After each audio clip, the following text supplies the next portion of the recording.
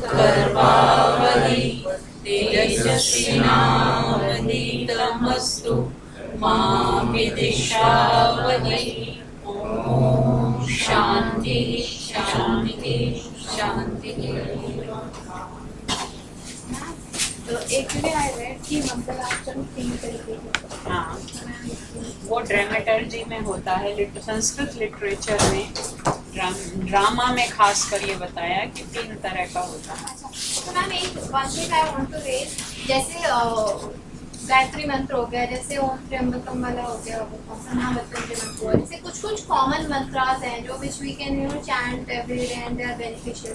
तो can we go on like नए हम so that we can learn, क्योंकि ये सब जैसे एक पूर्णमदा हो गया, पूर्णमिदं वाला नहीं, एक्चुअली पूर्णमदः यजुर्वेद के उपनिषदों का शांति पाठ।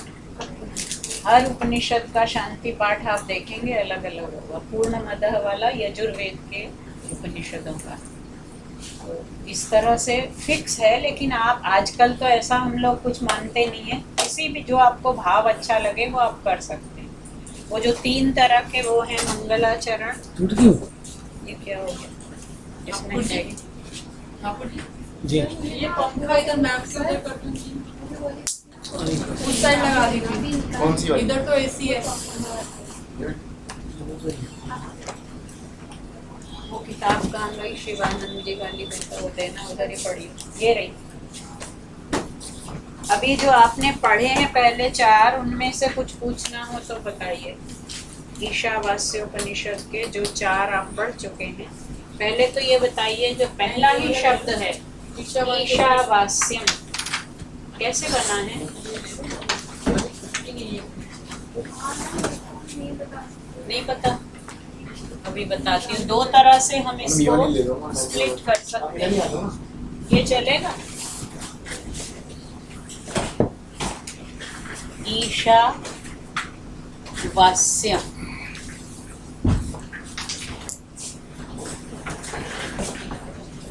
ये है ना ईशावास्यम, इसी में मिला दिया है इदम। इदम, तो इदम मिला के ईशावास्यम इदम सर्वम।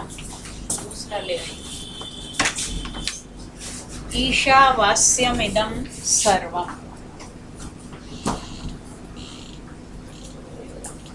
अब देखिए इदम सर्वम, इसके बारे में तो कोई डाउट नहीं है। इदम सर्वम, all this. What is all this? Whatever we can see, whatever we are experiencing around us, जो भी कुछ हम देख रहे हैं, इदम सर्वम। वो इदम माने this, सर्वम माने all.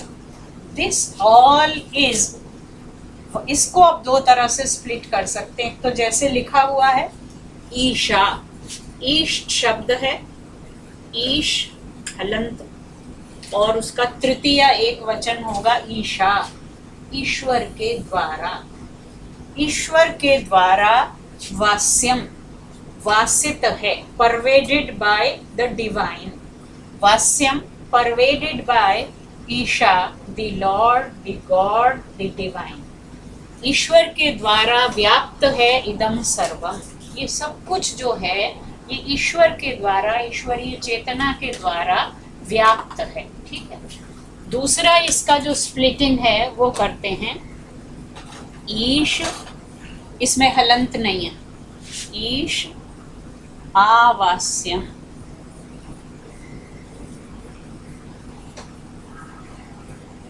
ईश के द्वारा आवास्यम, आवासित है, अर्थ वही है लेकिन विग्रह अलग अलग है। यहाँ ईश के द्वारा तृतीया है, यहाँ पर प्रथमा है, समास होकर वही भाव निकलेगा। ईश के द्वारा जो आवासित है इदम सर्वम। Now the question will arise from the student, what is इदम सर्वम? आप जिसको इदम सर्वम कह रहे हैं वो क्या है? तो उन्होंने आगे कह दिया यत् किंच, यत् किंच, यत् जो, किंच किम च, यत् माने जो, और किम और कुछ, जो कुछ भी, और जो कुछ भी, जगत्याम जगत। See the words are beautiful, जगत्याम जगत। ये जगत शब्द कैसे बना? जगत किसको कहते हैं? संसार। एक संसार है, एक जगत है, एक विश्व है, एक ब्रह्मांड है, ये सारे इसी संसार के लिए हैं। जगत क्यों बनता है? ये जो संस्कृत की भाषा है, ये जब वेद पढ़ेंगे तो हम देखेंगे वहाँ एक शास्त्र है निरुक्त, निर्वचन, एटिमोलॉजी। इसकी एटिमोलॉजी क्या है? गच्छति इति जगत, जो जाता है वो जगत है। What ever is moving that is जगत। ठीक है, तो इदम सर्वम, ये सब कुछ, यत्किंच, जो कुछ भी जगत गतिशील है, कहाँ पर? जगत्याम, जगती में। जगती में जो कुछ भी है वो सब कैसा है? यहाँ पर जगत नपुंसक लिंग में है और जगत्याम में जगती स्त्रीलिंग सप्तमी एक वचन है। जगती में वही अर्थ है, वो स्त्रीलिंग है, वो नपुंसक लिंग। जो कुछ भी जगती में गतिशील है वह सारा ईश्वर के द्वारा आवासित है। तो संसार में जो कुछ भी है वो चल रहा है, कुछ भी स्थिर नहीं है, सब कुछ गतिशील है। क्योंकि कहाँ पर है ये सब कुछ? जगती में। जगती क्या है? वही गच्छति इति जगत, स्त्रीलिंग में बन गया जगती। तो जगती में जो कुछ भी है वो कुछ भी स्थिर नहीं है, हर चीज पल्सेट कर रही है। Even the atoms are pulsating. भले ही वो कुछ उत्पन्न नहीं कर रहे हैं, but they are rotating in themselves. तो ये सारा कुछ परिवर्तनशील है। दो बातें हो गई। एक तो ये जो सारा विश्व है ये परिवर्तनशील है, गतिशील है। दूसरी बात, ये सब कुछ क्या है? ईश्वर के द्वारा आवासित है, ईश्वर के द्वारा व्याप्त है। इस सब के अंदर कौन है? गति कौन दे रहा है सबको? ईश्वर। हम केनोपनिषद में पढ़ चुके हैं कि जो मन हमारा है, मन वहां तक नहीं पहुंचता, लेकिन मन को मनन कौन कराता है? ईश्वर। आंख से हम उसे नहीं देख सकते, लेकिन आंख किसके कारण देखती है? ईश्वर के कारण। तो वो ईश्वर सबको गति देता है, सबके अंदर रहकर उन्हें गतिशील बनाता है। ठीक है, तो दो बातें हो गई। एक तो ये सब कुछ ईश्वर द्वारा व्याप्त है, जो कुछ भी जगत में गतिशील है। तीसरी बात, तेन त्यक्तेन भुंजी था। पहले दो कारण दे दिए और अब बता रहे हैं तेन, इसलिए। किस लिए? जो दो बातें ऊपर बताई इसलिए। रीजंस पहले स्पेसिफाई कर दिए। क्यों हम तेन त्यक्तेन भुंजी था? तेन इसलिए, त्यक्तेन त्याग पूर्वक, भुंजी था भोग करो। मतलब वहां ये मना नहीं कर रहे कि एंजॉय मत करो, भोग मत करो, भोग करो, लेकिन कैसे करो? त्यक्तेन, त्याग पूर्वक। कैसे होता है त्याग पूर्वक भोग? मतलब खाओ भी और त्याग भी करो। मतलब उसमें आसक्त मत हो, मतलब कि जैसे एब्जॉर्ब मत हो जाओ, मतलब खाओ अंडर नहीं, मतलब खाने के लिए ही मत जियो। हाँ, खाओ, लेकिन खाने से पहले दूसरों के बारे में भी सोचो कि आस पड़ोस वालों ने खाया या नहीं। और खाते समय ये भी ध्यान रखो कि ये खाना कहाँ से आया है, उसके प्रति कृतज्ञता का भाव भी रखो। और ये भी याद रखो कि ये जो कुछ मुझे मिला है भोगने के लिए, ये सदा के लिए नहीं है। ये कैसा है? ये तो गतिशील है। आज मेरे पास है, कल किसी और के पास है। इन कारणों से तेन त्यक्तेन,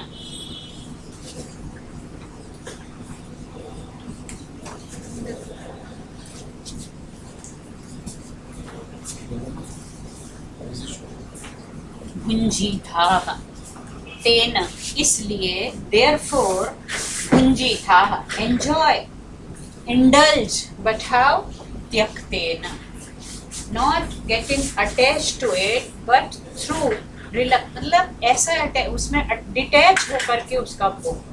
त्यक्तेन with detachment, not passionately, dispassionately enjoy everything. तीन बातें हो गई। एक ये थी, दूसरी ये थी, तीसरी ये थी, चौथी तेन त्यक्तेन भुंजीथाः। चौथी हो गई मां गृधः। लोभ मत करो, लालच मत करो। माँ माने नहीं, गृधः माने लालच करो, लालच मत करो। तो एक तो भोगो, तो त्याग पूर्वक भोगो, संतुलन बनाते चलो। ये नहीं कि भोग में लिप्त हो तो सारा कुछ भूल जाओ।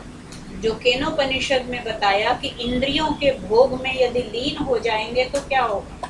कठोपनिषद में नचिकेता ने भी वही सिखाया कि अगर हम ज्यादा भोग करेंगे तो हमारी इंद्रियां क्या हो जाती हैं। आजकल छोटे छोटे बच्चों को चश्मा लगाना पड़ता है, क्यों? क्योंकि हर समय वो टीवी देखते हैं या मोबाइल में आंख लगाए रहते हैं। तो जिस इंद्रिय का हम ज्यादा प्रयोग करेंगे वो इंद्रिय उतनी जल्दी ही, जो चीज बुढ़ापे में जाके होनी थी वो बचपन में ही हो गई। तो सर्वेंद्रियाणाम जरयन्ति तेजः, नचिकेता कहता है कि अगर हम ज्यादा भोग करेंगे तो इंद्रियां धीरे धीरे क्या हो जाती हैं, शिथिल हो जाती। इसलिए कहा माँ गृधः, लोभ मत करो। अभी भी कुछ शंका रह गई हो, फिर भी लोभ करने का मन करता हो, तो एक और बात कह दी।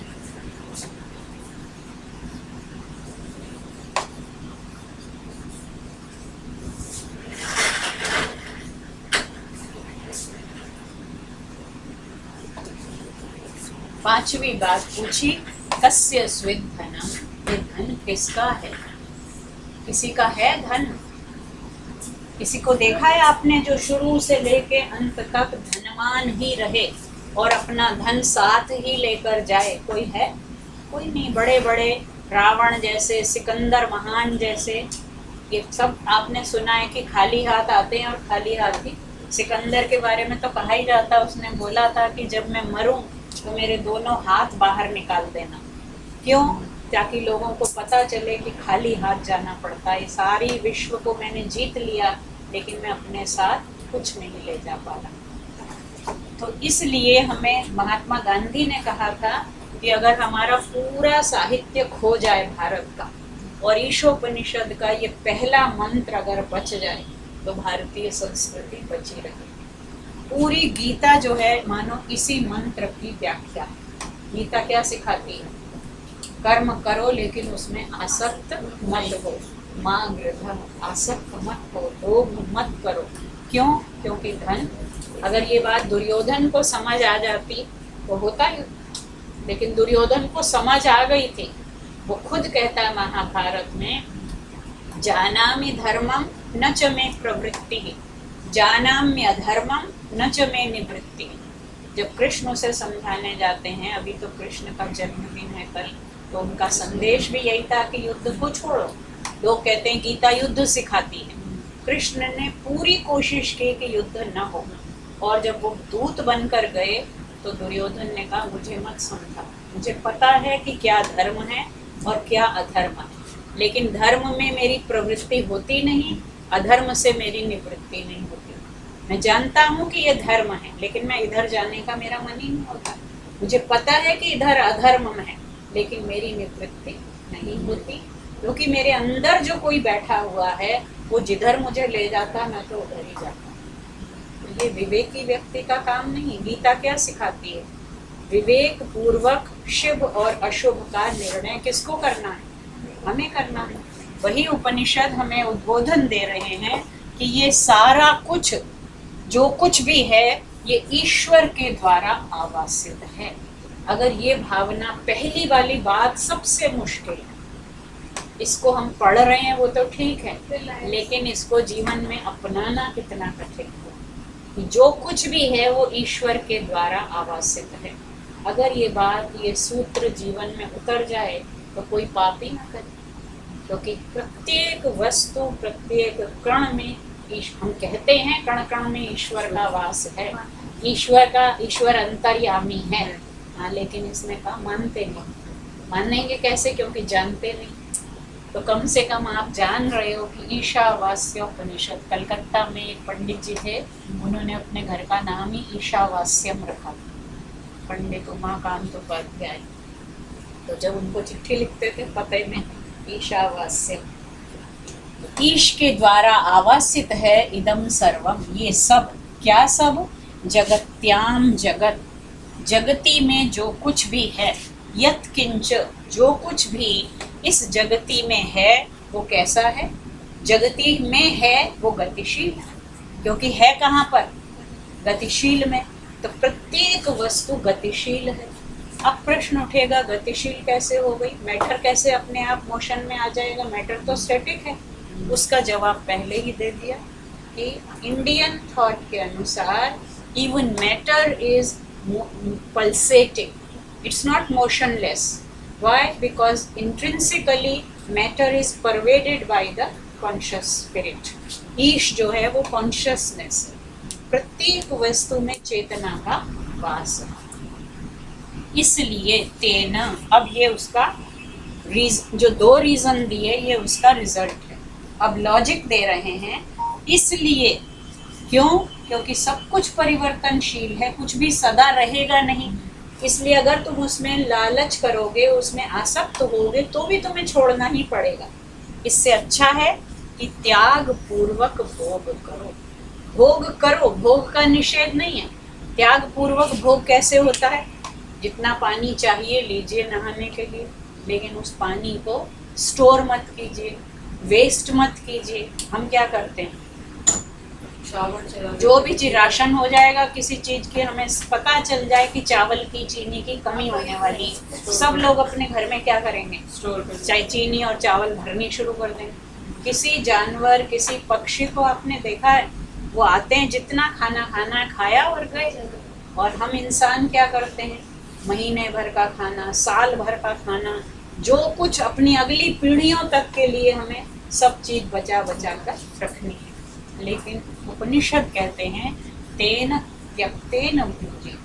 This is the formula for ecological balance, that we should consume everything but consume with restraint. We should indulge but indulgence with self control. स्वागत है आपको। हम आपको बता रहे थे कि जब कुछ नहीं मिलता तो बिमली जी को बोलो, वो शायद फौरन आ जाते। अच्छा मैम एक बात बताइए, जैसे सर्वम हमने ऐसे लिखा और बिंदी लगा के, माँ वाला हलंत वाला हाँ, कब बहुत लिखा है? अच्छा क्वेश्चन है। देखिए, जब इसके आगे कोई व्यंजन होता है या ये किसी वाक्य के एंड में होता है, ठीक है। अभी इसके आगे कुछ नहीं, क्योंकि हमने यहाँ पर इसको अलग मान लिया। ये एक अलग सेंटेंस था, ईशावास्यमिदं सर्वम, और आगे क्या आ रहा है? अगर अलग ना या आ रहा है ना य, तो when there is a vowel after it, it should be a bindi.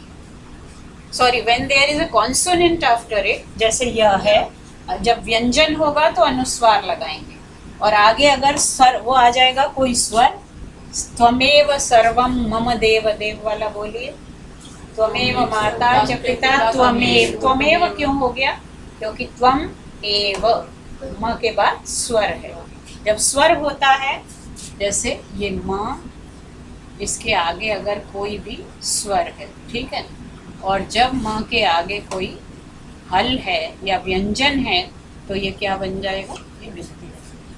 ये अनुस्वार होता है। ये अनुस्वार बोलते हैं इसे। माँ का अनुस्वार हो जाता है जब परे कोई हल या व्यंजन होता है, ठीक है। ये इसका फॉर्मूला। एक बात आपने और पूछी थी शुरू में कि 3 प्रकार का मंगलाचरण होता है, ठीक है। वो 3 प्रकार का होता है। पहला होता है नमस्कारात्मक।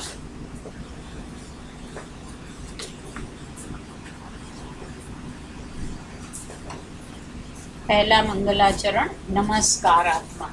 जब हम अपने इष्ट देव को प्रणाम करते हैं, तो एक तो ये हुआ मंगलाचरण। दूसरा हुआ आशीर्वादात्मक। वो शायद कोई वो मार्कर था, है ना? आशीर्वादात्मक, जो पढ़ने वालों को, काव्य पढ़ने वालों को, नाटक देखने वालों को आशीर्वाद देता है कवि। प्रायः कवि क्या करते हैं संस्कृत में, वो नमस्कार भी कर लेते हैं और आशीर्वाद भी दे लेते हैं। जैसे शाकुंतल का मैंने आपको पहला वाला बताया था, उसमें क्या है? अंतिम पंक्ति बताओ, अष्टमूर्ति वाला। हाँ, उसका चौथा चरण बोलो। प्रत्यक्षाभि प्रपन्नस्तनुभिरवतु वस्तत्ताभिरष्टाभिरीशः। ऐसे भगवान शिव जिनकी ये 8 मूर्तियां हैं, वे आप लोगों की रक्षा करें। तो शिव का वर्णन करके तो अपने मन में क्या कर लिया, उनकी स्तुति कर ली, उनको प्रणाम कर लिया, और दर्शकों और पाठकों को क्या कर दिया, आशीर्वाद दे दिया कि भगवान शिव आपकी रक्षा करें। और तीसरा उसने है वस्तु निर्देशात्मक।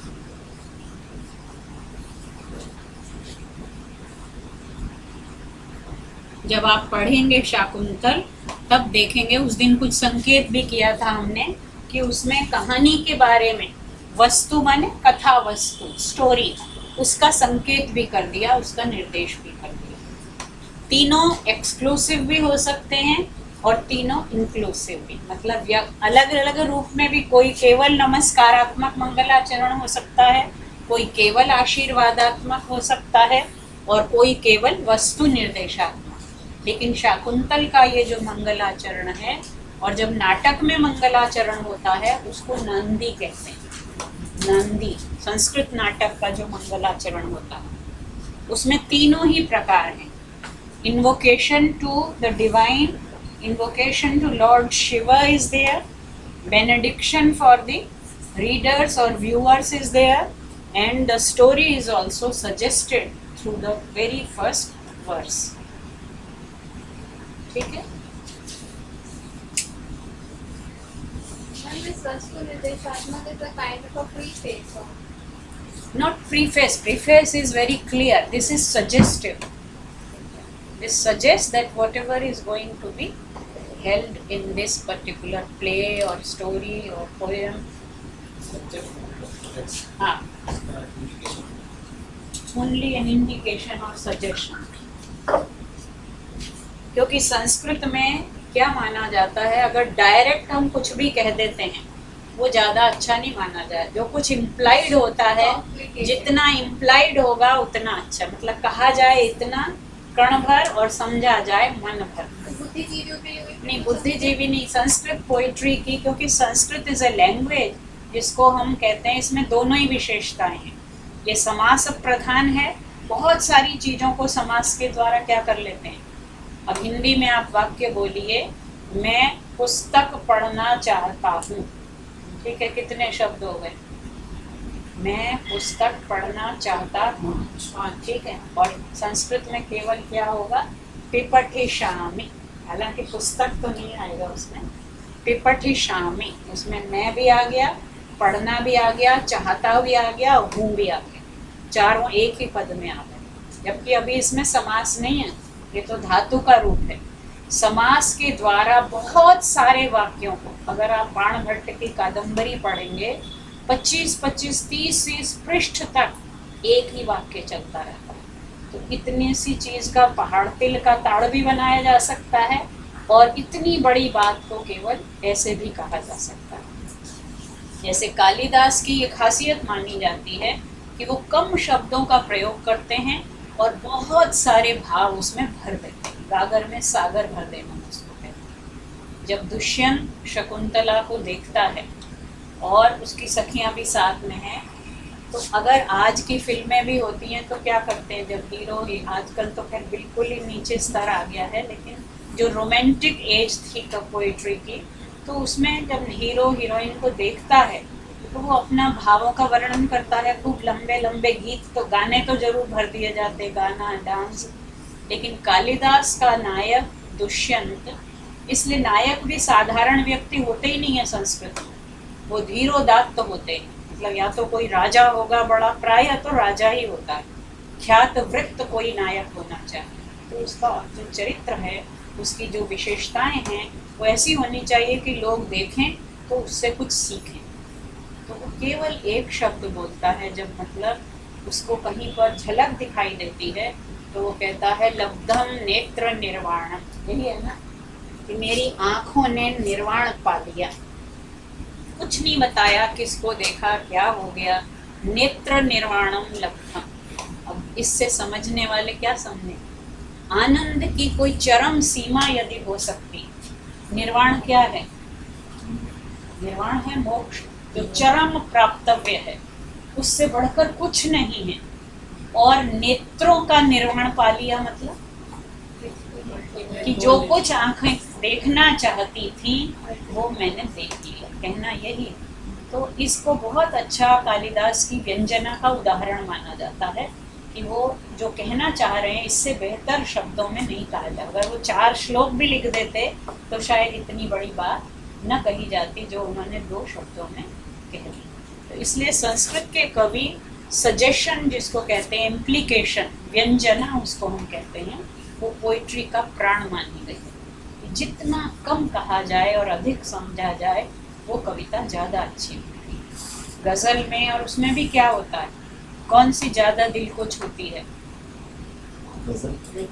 गज़ल में वो चीज़ ज़्यादा दिल को छूती है जिसमें इनडायरेक्टली कुछ कहा जाता है। डायरेक्टली कुछ कह दिया तो उसमें कविता की विशेषता नहीं है, वो तो हम सब आप जो बात करते हैं वो डायरेक्ट ही होता है। चलिए ये पहला हुआ। दूसरे में कुछ पूछना है? दूसरा क्या था? अब इसमें एक चीज और है, अभी ये तो बिमली जी का वो है, वैसे ये कौन सा लकार है? माँ गृधः। ये ग्रामर की दृष्टि से बड़ा विशिष्ट प्रयोग है। गृध धातु है, गृद्ध होता है ना, गृद्ध पक्षी है, गृद्ध, गिद्ध जिसको कहते हैं, उसी से, इसी धातु से बना है वो भी। गृद्ध माने लालच, तो वो जो है बड़ा लालची जीव है, गृद्ध इसी से बना। तो ये कौन सा लकार है? गृद्ध। लकार पुरुष और वचन। माँ गृधः। रामायण पढ़ी है ना? मत करो, ये आज्ञा अर्थ नहीं, मत करो, लोभ मत करो। आज्ञा भी 2 तरह की हो सकती है ना, ये करो, ये मत करो। एक विधि और एक निषेध। ये विधि है कि निषेध है? निषेध है। ये निषेध है। माँ माने नहीं, गृधः लोभ मत करो। लेकिन ये लकार जब कभी ये माँ लग जाता है साथ में, ये है मांग। मांग, मांग के योग में हमेशा लुंग लकार होता है, मांगे लुंग। तो ये जो वाल्मीकि का पहला श्लोक है, जो का उसको देखा था ना उन्होंने, 2 पक्षियों को, क्रौंच पक्षियों के वियोग को देखा, वो कौन सा श्लोक है बताओ? माँ निषाद प्रतिष्ठां त्वं अगमः शाश्वती ही समः। माँ अगमः, ये भी यही है। माँ मत प्राप्त हो, तो यहाँ मत लोभ करो। माँ के योग में जब भी होता है ये प्रयोग धातु का, तो लकार कौन सा आ जाता है? लुंग लकार। लुंग लकार, लुंग लकार, मध्यम पुरुष और एक वचन। मैम जो नॉर्मल जो बेसिक में आता है, तो जैसे हमें तो लट लगाना है, हमें लट लगा 5 किए हैं शायद इन्होंने। 5 लट, रिट, लोट, लंग और लिंग। लुंग लकार आपने किया नहीं है, लेकिन क्योंकि यहाँ पर ये प्रयोग आ गया है इसलिए ये लुंग लकार।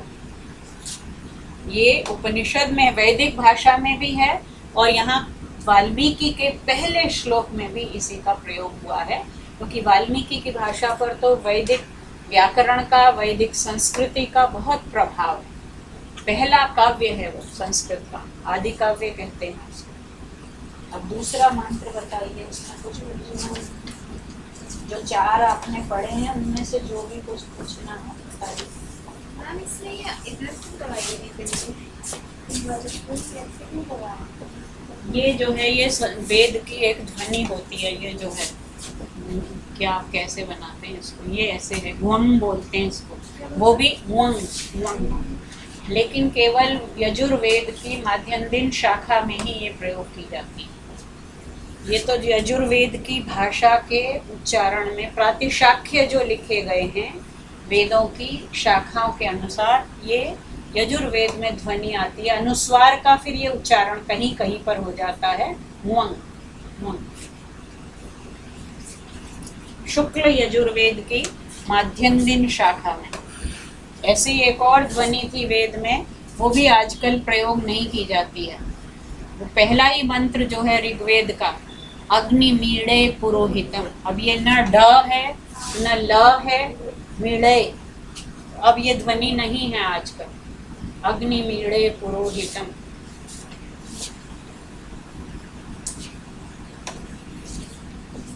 दूसरा है कुर्वन्ने वेह कर्माणि जिजीविषेत् क्षतं समाह एवं त्वयि नान्यथेतोस्ति न कर्म लिप्यते नरे। जो गीता का पूरा कर्म योग है उसका सूत्र, उसका उत्स या उसका स्रोत यही मंत्र है। गीता उपनिषदों की व्याख्या कही जाती है और सबसे अधिक प्रभाव गीता पर ईशावास्य उपनिषद का ही है। कुर्वन्ने वेह का संधि विग्रह कैसे होगा बताइए?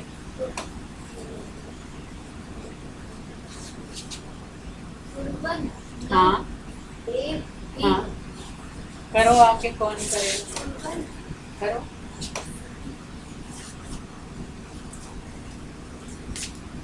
कुर्वन्ने वेह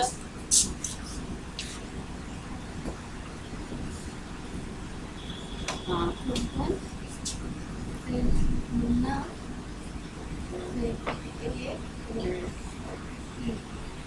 बिल्कुल ठीक।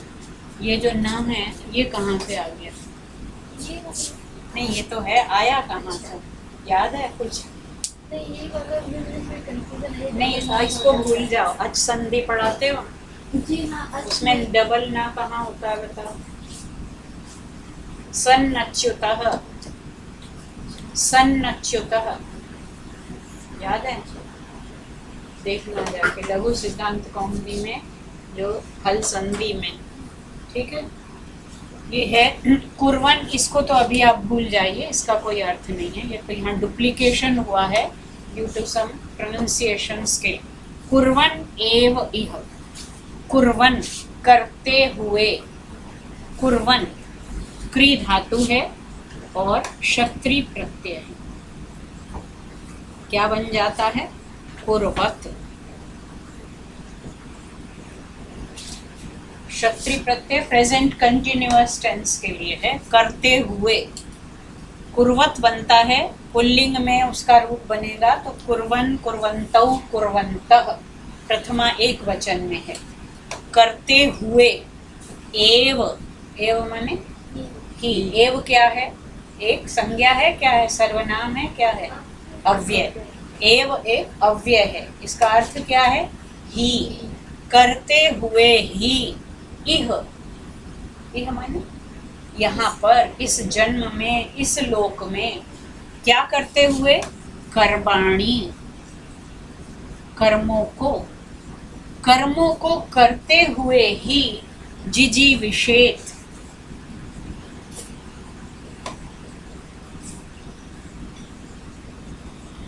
जिजीविषेत्।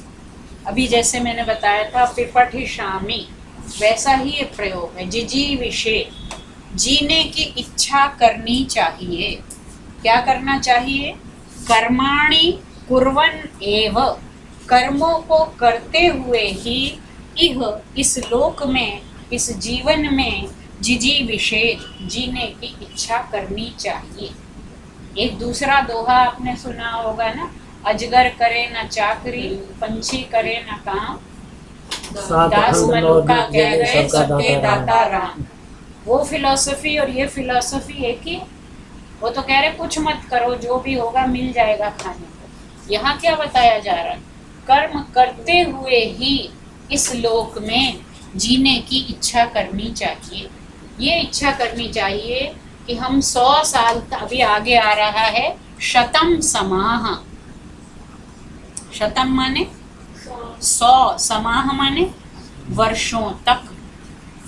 शतम 100 वर्षों तक जीने की इच्छा करनी चाहिए, जो कि सब करते हैं।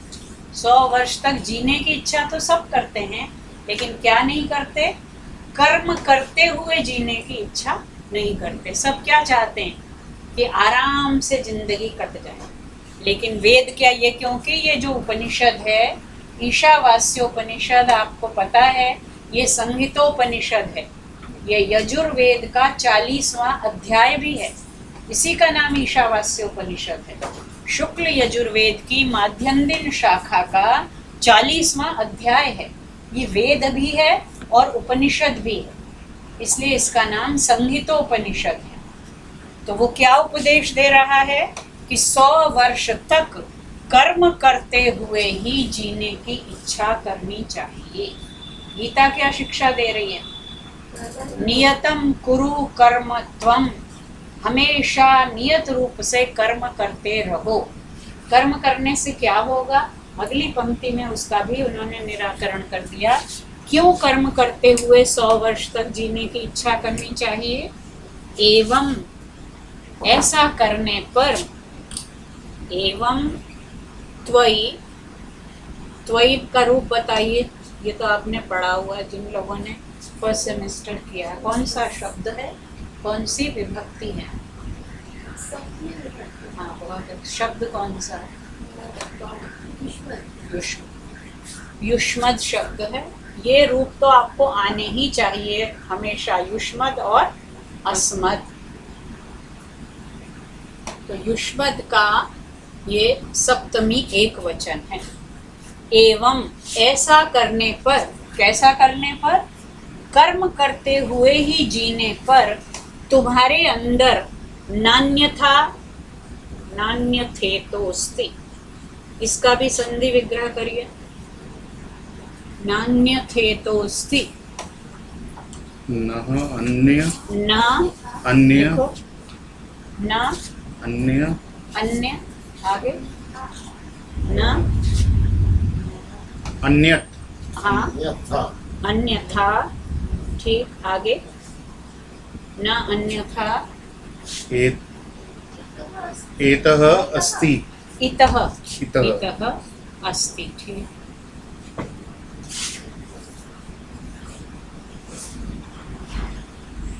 एवं, ऐसा करने पर, कर्म करते हुए ही यदि जीने की इच्छा करेंगे तो त्वयि, तुम्हारे अंदर, न अन्यथा, कोई दूसरे प्रकार की, विपरीत प्रकार की प्रवृत्ति, इतः, इस लोक से, न अस्ति, नहीं होगी।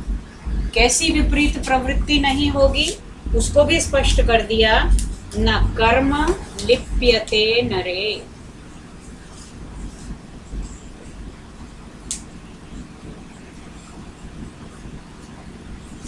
कर्म नरे, मनुष्य को लिप्त नहीं करता है। कर्म मनुष्य में लिप्त नहीं होता है। यदि कर्म करते हुए जीने की इच्छा की जाए, न कि फल पाने की इच्छा की जाए, ये इसमें इम्प्लाइड है, कहा नहीं है। आज पहले युग मंत्र में क्या कह दिया? तेन त्यक्तेन भुंजीथा, भोग करो लेकिन कैसे? त्याग पूर्वक।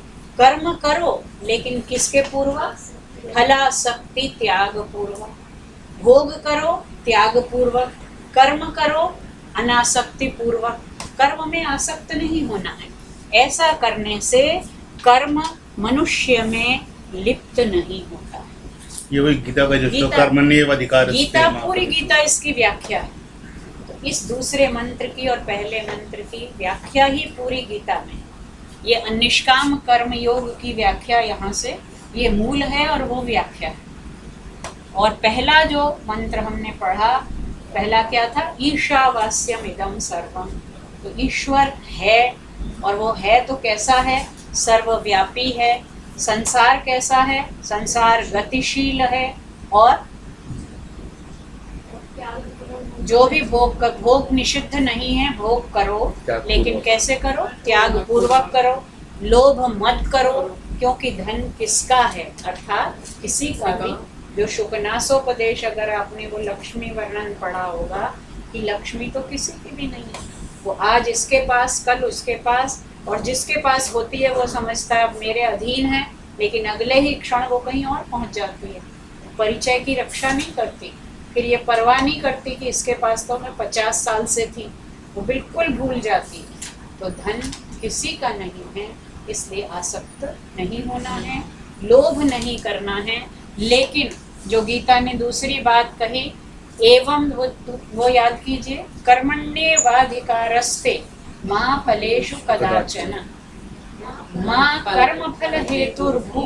कर्म के फल के विषय में तुम चिंता मत करो, लेकिन माँ ते संगोस्तु अकर्मणि। ये भी मत सोच के बैठ जाओ कि फिर मैं कर्म ही क्यों करूं। कर्म तो करना ही है। 100 वर्ष तक कर्म करने की इच्छा लेकर ही जीवन बिताना चाहिए। ऐसे कर्म करने से इस लोक से जब प्रवृत्ति होती है तो वहाँ पर विपरीत फल नहीं मिलते, क्योंकि कर्म मनुष्य में लिप्त नहीं होता। और इसका क्या है कि उदाहरण कर्म करे लेकिन फल की इच्छा नहीं करे।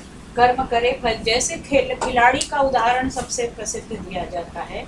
जिस समय क्रिकेट खेल रहे हैं, वो दौड़ रहे हैं, उस समय अगर वो यही सोचे कि मेरे कितने रन हो गए, पता नहीं कितने मेरे रिकॉर्ड बन गए, अगर वो सोचने लगेगा एक क्षण भी, एक फ्रैक्शन ऑफ सेकंड भी, तो खेल नहीं पाएगा, वहीं लड़खड़ा जाए। तुम पढ़ाते हो, सचिन कई बार 99 आउट हो। हाँ, तो हो सकता है उस समय वो ये सोचने लगा, वो कहते हैं कहा हाँ, 99 पर प्रेशर हो जाता है ना। जैसे टीचर है, पढ़ाते समय सबको, आजकल तो पेड जॉब है टीचर की, कोई पुराने गुरु तो हैं ना, लेकिन अगर पढ़ाते समय टीचर बस अपनी पे के बारे में ही कैलकुलेशन लगाता रहे तो पढ़ा पाएगा। एग्जामिनी जो है परीक्षा देने गया है, उस समय वो अपने ग्रेड और वो बैठ के काउंट करने लग जाए तो परीक्षा दे पाएगा। जिस समय जो काम कर रहे हो उस समय उस काम में ही पूरा ध्यान हो, फल तो मिलेगा ही, क्योंकि वो तो हमने ये भी तो सीखा, अवश्यमेव भोक्तव्यम कृतम कर्म शुभाशुभ। हम चाहें भी तो फल से बच नहीं सकते, लेकिन कर्म करते समय फल की चिंता न हो। इसमें कौन सा कर्म करना चाहिए? अमित, हाँ, कौन सा कर्म करना चाहिए किस स्थिति में? जैसे चार लोग होते हैं, संन्यास, ब्रह्मचर्य, गृहस्थ, सब में कर्म तो सब में सब करना में। है। तो कर्म, कौन सा कर्म चेंज होता रहेगा एज कर्म के साथ? चेंज नहीं होगा, आपकी वृत्ति बदलती रहेगी। जैसे हमारे यहाँ तो सन्यासी के बाद भी जीवन मुक्ति की दशा है। जब व्यक्ति मुक्त हो चुका है, दो तरह की मुक्ति है, एक विदेह मुक्ति और एक सदेह मुक्ति। राजा जनक का उदाहरण दिया जाता है कि वो जीते जी मुक्त हो गए थे, जीवन मुक्त। लेकिन वो जीवन मुक्त को भी तब तक कर्म करना पड़ेगा जब तक प्रारब्ध कर्म का भोग शेष है। कर्म भी तो 3 प्रकार के हैं ना, संचित, प्रारब्ध और क्रियमाण। तो संचित तो पड़े हुए हैं आपके एक्यूमुलेटेड, वो तो अभी बंद है, खाता क्लोज है। और क्रियमाण वो हैं जो आप अभी कर रहे हैं। प्रारब्ध हैं जो खाता खुल चुका है, जो वर्तमान जन्म है हमारा, इसमें हमें जो माता पिता, जो शरीर, जो कुछ भी मिला है वो प्रारब्ध के कारण। प्रारब्ध माने जिनका फल मिलना प्रारंभ हो चुका है। अब इसको एक बार जब यूं साइकिल घुमाया जाता है तो उस पहिए को रोकना संभव है? वो रुकेगा? एक बार आपने जोर से घुमा के छोड़ दिया, लेकिन वो धीरे धीरे स्लो होता जाएगा, रुकेगा अपनी गति से। तो प्रारब्ध कर्म का भोग तो जीवन मुक्त भी नहीं पाल सकता। और जो बिल्कुल अनपढ़ लोग होते हैं गांव में, वो भी बोलते हैं ये शब्द परारब्ध, परारब्ध बोलते ही होंगे गांव में। उनको ये विभाजन नहीं पता, लेकिन जो कुछ हो रहा है वो क्यों हो रहा है? परारब्ध के अधीन है। वो सीधा कहते जैसा करोगे वैसा भरोगे। तो मैम ये जो like what we are reading and till death, तो whatever the concept, this is all prarabdha karma. Exactly. What about the संचित कर्म? वो तो हम संचित, जिनको उसमें भी थियोरीज हैं बहुत सारी। शंकराचार्य तो कहते हैं कि वो संचित कर्म जो है ज्ञान से नष्ट हो जाते हैं। क्षीयन्ते तस्य कर्माणि तस्मिन् दृष्टे परावरे। जब ज्ञान हो जाता है सुप्रीम का, परम सत का, तो वो संचित का ज्ञानाग्नि सर्व कर्माणि भस्मसात कुरुते अर्जुन। गीता में भी कहा कि ज्ञान रूपी अग्नि ही कर्मों को जला सकती, संचित कर्मों। लेकिन प्रारब्ध को तो ज्ञान भी नहीं जला सकता। कृष्ण कहते हैं ना गीता में कि अब मुझे कुछ करना शेष नहीं है, मगर फिर भी मैं कर्म कर रहा हूँ, क्योंकि अभी उनका भी क्या है? प्रारब्ध। जन्म तो उनका मनुष्य के रूप में है ना, तो इसलिए वो कहते हैं कि मुझे अब कोई चीज़ पानी शेष नहीं है, कुछ करना शेष नहीं है, फिर भी मैं कर्म कर रहा हूँ और करना ही पड़ेगा। तो इसलिए प्रारब्ध कर्म का भोग वो केवल भोग से ही क्षीण होता है। प्रारब्ध वो किसी और तरीके से क्षीण नहीं हो सकता, क्योंकि वो तो शुरू हो चुका है उसका fructification, and that fructification will stop only when the fruits of that prarabdha have been enjoyed by the doer, by the agent. So that has come from our past life, those prarabdha karma. That's why we Exactly. are using this current time. तो संचित is also like No, but संचित is as I said, संचित is closed. वो तो fix deposit है अभी। वो तो फॉसिलाइज हो चुका है एक तरह से। वो और पीछे का है मतलब। ये कोई हिसाब नहीं। हो सकता है कि जो अभी आपके प्रारब्ध हैं वो पिछले ही जन्म के हों, हो सकता 50 जन्म पहले के। ये हिसाब तो किसी के पास है नहीं, कोई नहीं जानता। हाँ हाँ, पता नहीं कौन सा कर्म का कब उदय हो जाए। कभी कभी अचानक कोई ऐसी चीज मिल जाती है जो आपने कभी कल्पना भी नहीं की होती, होता है ना। तो पता नहीं किस कहते हैं हमारे जो मतलब पढ़े लिखे लोग नहीं, लेकिन हमारे माँ दादी कहते थे पता नहीं कब कौन सा कर्म उदय हो जाता है। कभी आपका एक्सीडेंट होने वाला होता है या हो भी चुका होता है लेकिन आप बच जाते हैं। तो वो कहते थे कि पता नहीं केड़े किस समय का कोई कर्म आ गया। कौन अच्छा, सा ये आ गया हाँ ऐसे बिल्कुल कुछ। यही तो वही है, पता नहीं कब का कौन सा पुण्य है और कब का कौन सा पाप है। इसलिए ये समझाया जाता है कि हर कर्म इस तरह करो कि उसमें आसक्ति न रहे। और ये इस पूरी गीता में शंकराचार्य ने तो यही बताया है कि यदि अनासक्ति पूर्वक हम कर्म करेंगे तो वे कर्म बंधनकारी होते ही। जो क्रियमाण हैं वो संचित में जाते रहते हैं, लेकिन अगर उन क्रियमाण कर्मों में आसक्ति नहीं होगी तो वो क्रियमाण संचित में जाएंगे ही, जाने बंद हो जाएंगे, वो क्लोज कर दिया जाएगा। मैम जैसे हम यहाँ पे पढ़ रहे हैं तो हम ये पढ़ रहे हैं क्लास में, लेकिन हम एक समझ रहे हैं क्योंकि हम उसमें तो एक we have some target, Exactly. so that is also like we are doing No, it. target must be there. You have to aim for anything. वो भी कहा गया है प्रयोजनम अनुद्देश्य मंदोपि न प्रवर्तते। मूर्ख से मूर्ख व्यक्ति भी कोई काम करता है तो सोचता है कि मैं क्यों कर रहा हूँ। वो प्रयोजन होना चाहिए, फल भी मिलेगा, लेकिन कर्म करते समय फल में आसक्ति नहीं होनी चाहिए। बस इतनी सी बात। कर्म करते समय आपका पूरा ध्यान कर्म में होना चाहिए। प्लानिंग तो करनी पड़ेगी ना, बिल्कुल। डायरेक्शन चूज करनी पड़ेगी, प्लानिंग करनी पड़ेगी। रोकना कैसा? जैसे कि अभी जैसे आपने बताया कि कर्म अभी अच्छे कर्म करेंगे तो ना नेक्स्ट टाइम और may be the next year में इट विल बेनिफिट अस। एक एक करके हाँ। some other way it will benefit us. वही अगर बड़े बुरे कर्म करेंगे तो that will also give us the results. Exactly. So how to stop that cycle of karma? That is the only clue to stop that cycle is that do your duty, do the action with a detached feeling, dispassionately. If you get attached to the result, then you are creating more sanchita karma. If you are doing your duty but not getting attached to it, then the accumulation of sanchita karmas will stop at the point of time. Push कहाँ से मिलेगा? है? फिर push कहाँ से मिलेगा? क्योंकि हम रोबोट टाइप की नहीं लेंगे कि नहीं नहीं, तुम वही जो बात की प्रयोजन भी होना है। आप पढ़ने आए हो, कुछ सोच के आए हो, ऐसा नहीं कि हम यूँ कुछ भी करते चले जाएं। तो कर्म करने के लिए हमारा कोई प्रयोजन होना चाहिए। प्रयोजन के साथ साथ हमें ये भी निश्चित है कि जो हम अच्छा कर्म करेंगे तो अच्छा फल मिलेगा, बुरा करेंगे तो बुरा। सारा कुछ हमने विचार लिया, जैसा उन्होंने कहा प्लानिंग कर ली पूरी। आपने एडमिशन ले लिया, आपने सिलेबस देख लिया, आपने फीस जमा कर दी, अब आप पढ़ने आ गए। आप खुद सोचिए कि अगर बोलते समय मेरा ध्यान एक क्षण के लिए भी कहीं और चला जाता है, या सुनते समय आपका ध्यान एक क्षण के लिए भी कहीं जाता है, तो वो बात आपको समझ में आती है। बस ये तो स्किल है। इसी को उन्होंने कहा योगः कर्मसु कौशलम। This is the skill of action. How to do the action skilfully, that do your action but don't get involve in it. होता क्या है, आप इसको और तरह से समझिए। हम कोई काम करते हैं और हमने पूरी जान आजकल डिप्रेशन की बीमारी चली है ना, कितने युवा लोग जो हैं, कोई सुसाइड कर रहा है, कोई कुछ जरा सी बात है, क्योंकि हम जो भी कुछ करते हैं उसमें हम इतने अटैच हो जाते हैं कि बस अब तो ये मुझे मिलना ही है, प्रमोशन मुझे मिलना ही है, और वो नहीं मिलेगा। कोई ज़रूरी नहीं कि मिल जाएगा, तो अगर नहीं मिलता तो उसका फल क्या होगा। एक तो जितने समय आप काम कर रहे थे आपके ऊपर इतना प्रेशर था, काम को आप एंजॉय करें या प्रेशर के साथ करें, दो तरीके हो सकते हैं। तो अगर आप एंजॉय करना चाहते हैं, अगर आप बिना किसी स्ट्रेस के काम करना चाहते हैं, तो आप क्या करेंगे? आप काम करेंगे और सारा कुछ आपने पीछे रख दिया है, लेकिन उसको सर पे लाद के नहीं चल रहे। वो सब है, बैकग्राउंड में। इस समय आपका पूरा, जिस समय आप लिख रहे हैं एग्जाम, पूरा फोकस आपका कहाँ पर है।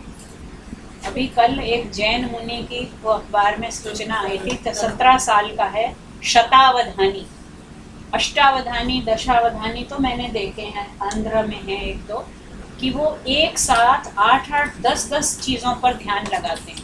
अब वो 17 साल का लड़का, 100 प्रश्न पूछे जाएंगे उससे, और सारे बिल्कुल अलग अलग तरह के प्रश्न होंगे, बीच में बिल्कुल इर्रेलेवेंट भी होंगे। वो उन 100 प्रश्नों का सीक्वेंस याद रखता है, फिर वो एक एक करके 100 का जवाब देता है। मैंने 10 वाले को तो आँख से देखा है, क्योंकि उसमें एक वो होता है कोई प्राश्निक, वो मैंने रोल किया था कि जब वो कोई सीरियस सवाल पूछ रहा है, आप पूछ लीजिए बीच में कि आज आपकी पत्नी ने कौन से रंग की साड़ी पहनी, मतलब वो मैंने प्रश्न पूछ दिया बीच में। फिर अगले ने पूछा अभितान्वयवाद और अन्विताभिधानवाद में अंतर बता, ऐसे ऐसे प्रश्न पूछते जा रहे हैं।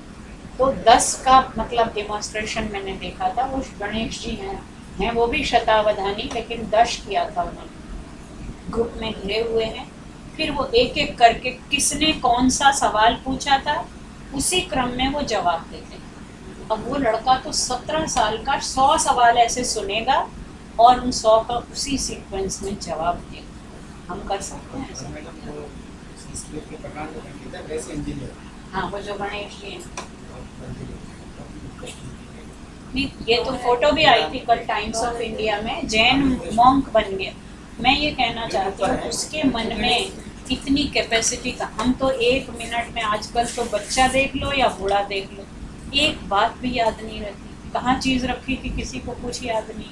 अब तो पहाड़े भी याद नहीं करने पड़ते, कुछ भी याद नहीं करने पड़ते। तो कहाँ से इतनी शक्ति आई?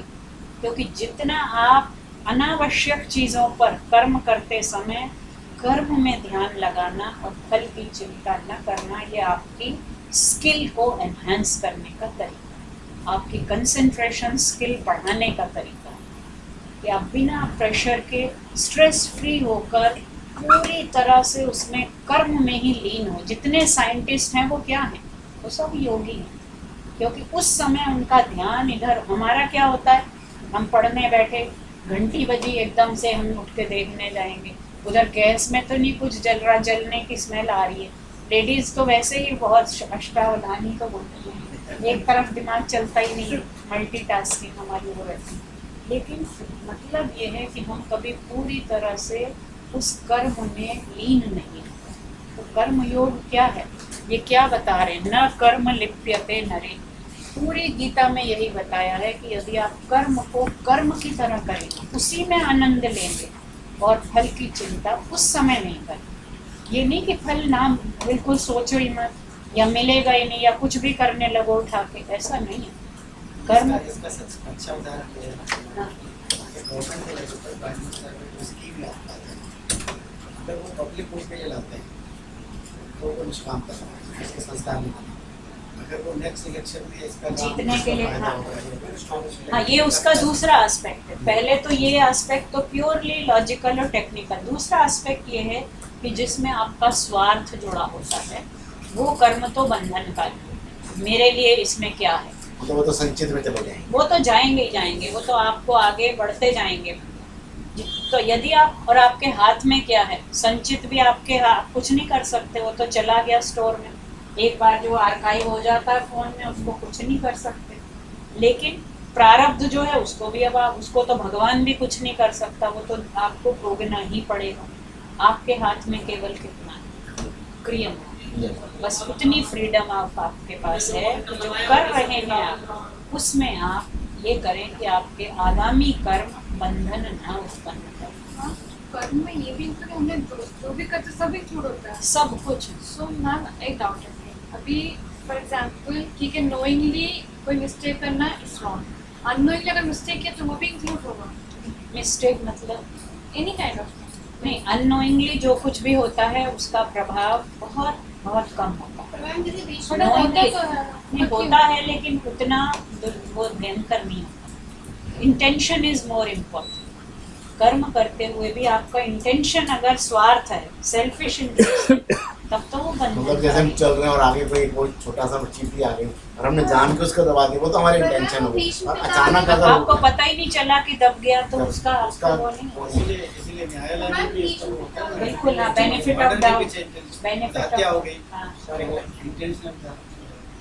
वो भीष्मता वाली जो इंसिडेंट था कि उन्होंने उस सांप को ऐसे उठा के उन्होंने सोचा कि ये लग जाएगा, और he just threw it like that, वो कांटों में गिर गया, और वो बोलते हैं इसीलिए उनको पानी की शैया मिली। पर उन्होंने वो तो जानबूझ के नहीं किया, उन्होंने तो ये सोचा कि मैं नहीं, तो इसका इसीलिए कुछ उनको मृत्यु नहीं मिली ना, दंड तो मिलेगा। जो भी कर्म आप कर रहे हैं, अगर उसमें ऐच्छिक कर्म और अनैच्छिक कर्म 2 प्रकार के होते हैं, तो इंटेंशनली कर रहे हैं तब तो पूरा फल भोगना पड़ेगा।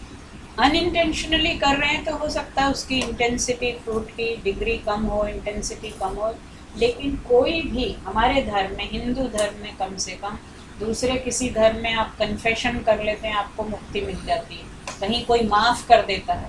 हमारा भगवान सर्वशक्तिमान है, लेकिन वो भी हमारे किए गए कर्मों को इधर से उधर नहीं कर सकता। वो केवल क्या कर सकता है, हमें इतनी शक्ति दे सकता है, हमें इतनी बुद्धि दे सकता है कि हम उसको अच्छे प्रकार से सह सकें। बस इतना ही ईश्वर की भक्ति में शक्ति है। तो फिर ज्योतिष तो बिल्कुल बेकार हो नहीं नहीं, ज्योतिष प्रारब्ध कर्म के ऊपर प्रारब्ध को तो वो कुछ नहीं कर सकता, लेकिन वो आपको रोक तो सकता है कि आपका अनिष्ट ये होने वाला है, आप इसको रोकिए। अब आपको ये बता दिया कि ये रास्ता है, फिर भी आप नहीं चल रहे उस पर, तो फिर तो कोई कुछ नहीं कर सकता। तो self help is the best help according to Hindu philosophy. आपको अपनी, वो जो गीता ने कहा, उद्धरेद आत्मनात्मानं नात्मानं अवसादयेत्, आत्मैव ही आत्मनो बंधु आत्मैव रिपुरात्मन। आप खुद ही अपने मित्र हैं और खुद ही अपने शत्रु हैं। आप ही खुद को बचा सकते हैं और आप ही खुद को खड़ा कर सकते हैं और आप ही खुद को गिरा भी सकते हैं। तो हम दूसरों पर थोपते रहते हैं, लेकिन वास्तव में मनुष्य अपने कर्मों के लिए, उन कर्मों के फल के लिए उत्तरदायी है। तो इसका जो दर्शन है, हिंदू दर्शन, हिंदू धर्म का जो दर्शन है, वो पूरी तरह तार्किक है। और वो आपको रास्ते भी बता रहा है कि इससे बच के चलना है तो ये रास्ता है। अपने कठोपनिषद ने तो साफ कह दिया, ये प्रेय है और ये श्रेय है। वो आपको लुभा रहा है, आपको जाना है जाइए, लेकिन श्रेय का मार्ग ये, कल्याण का मार्ग ये। तो दोनों रास्ते आपके सामने हैं, कौन सा आप चुनते हैं ये भी बता देता है। नान्यः पंथा विद्यते अनाय, कि मुक्ति चाहिए तो यही रास्ता ठीक है, फिर भी आप उधर जाते हैं। वो दुर्योधन जा ही रहा है, और न केवल जा रहा है, वो तो घोषणा कर रहा है कि जानामि धर्मं न च मे प्रवृत्तिः जानामि अधर्मं न च मे निवृत्तिः। कोई आप स्वतंत्र में करिए, लेकिन अपने कर्मों का फल भोगने के लिए फिर आप ही कर पाएंगे। तो ये जो उपनिषद है, ईशावास्य उपनिषद, इसका महत्व इस दृष्टि से है कि ये वेद का ही अंश है। इसका महत्व इस दृष्टि से है कि ये बिल्कुल व्यावहारिक धरातल पर जीवन जीने की, 100 वर्ष तक जीने की हमें वो भी देता है कि हम 100 वर्ष जीने की इच्छा करें, लेकिन 100 वर्ष तक बैठे रहें या बिस्तर पे पड़े रहें या वेंटिलेटर में लेटे रहें, वो जीवन नहीं है। कुर्वन्ने वेह कर्माणि, तो वो कैसे होगा? उसमें सारा कुछ आ गया कि अगर आप अपने स्वास्थ्य का, शारीरिक, मानसिक, आर्थिक, सामाजिक स्वास्थ्य का ध्यान रखेंगे तभी कर्म करेंगे। और या उल्टा कि जो लोग कर्म करते रहते हैं वो स्वस्थ रहते हैं। और वो कर्म भी कैसे? क्योंकि इस उम्र में आके अब स्वार्थ तो रहता नहीं है, जो जो पाना था पा लिया, जो करना था कर लिया। अब तो जो भी करना है किसके लिए करना है? हमेशा दूसरों के लिए करने में क्या होता है? खुशी भी होती है और जीवन भी अच्छा गुजरता है, स्वास्थ्य भी अच्छा रहता है। तो उसका यहाँ पर हमें पहले बता दिया कि लोभ मत करो और ईश्वर को सर्वत्र व्यापी जानते हुए कर्म करो, तो आपका जीवन श्रेष्ठ होगा। और यही बात अलग अलग उपनिषदों में अलग अलग। फिर इसके बाद तो वो परमात्मा का, परब्रह्म का स्वरूप बताना शुरू कर देते हैं। 3 और 4, 5 आप पढ़ चुके हैं, 6 और 7 अगली बार इनसे पढ़ देंगे। अब तो गिन लीजिए आ रहे हैं।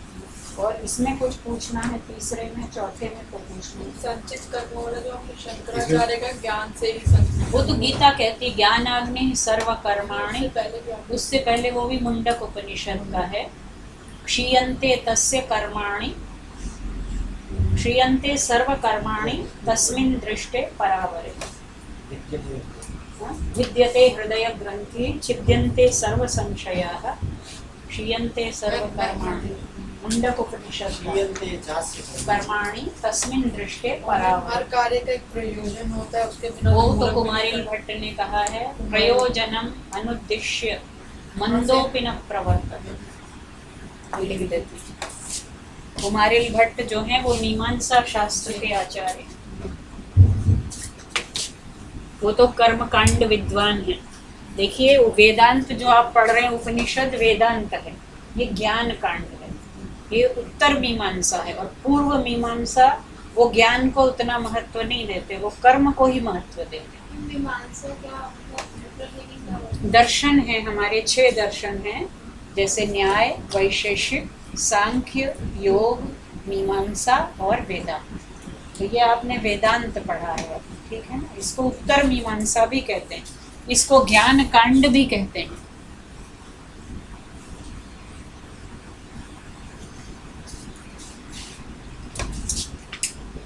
तो प्रयोजन और फल में क्या अंतर है जरा बताइए।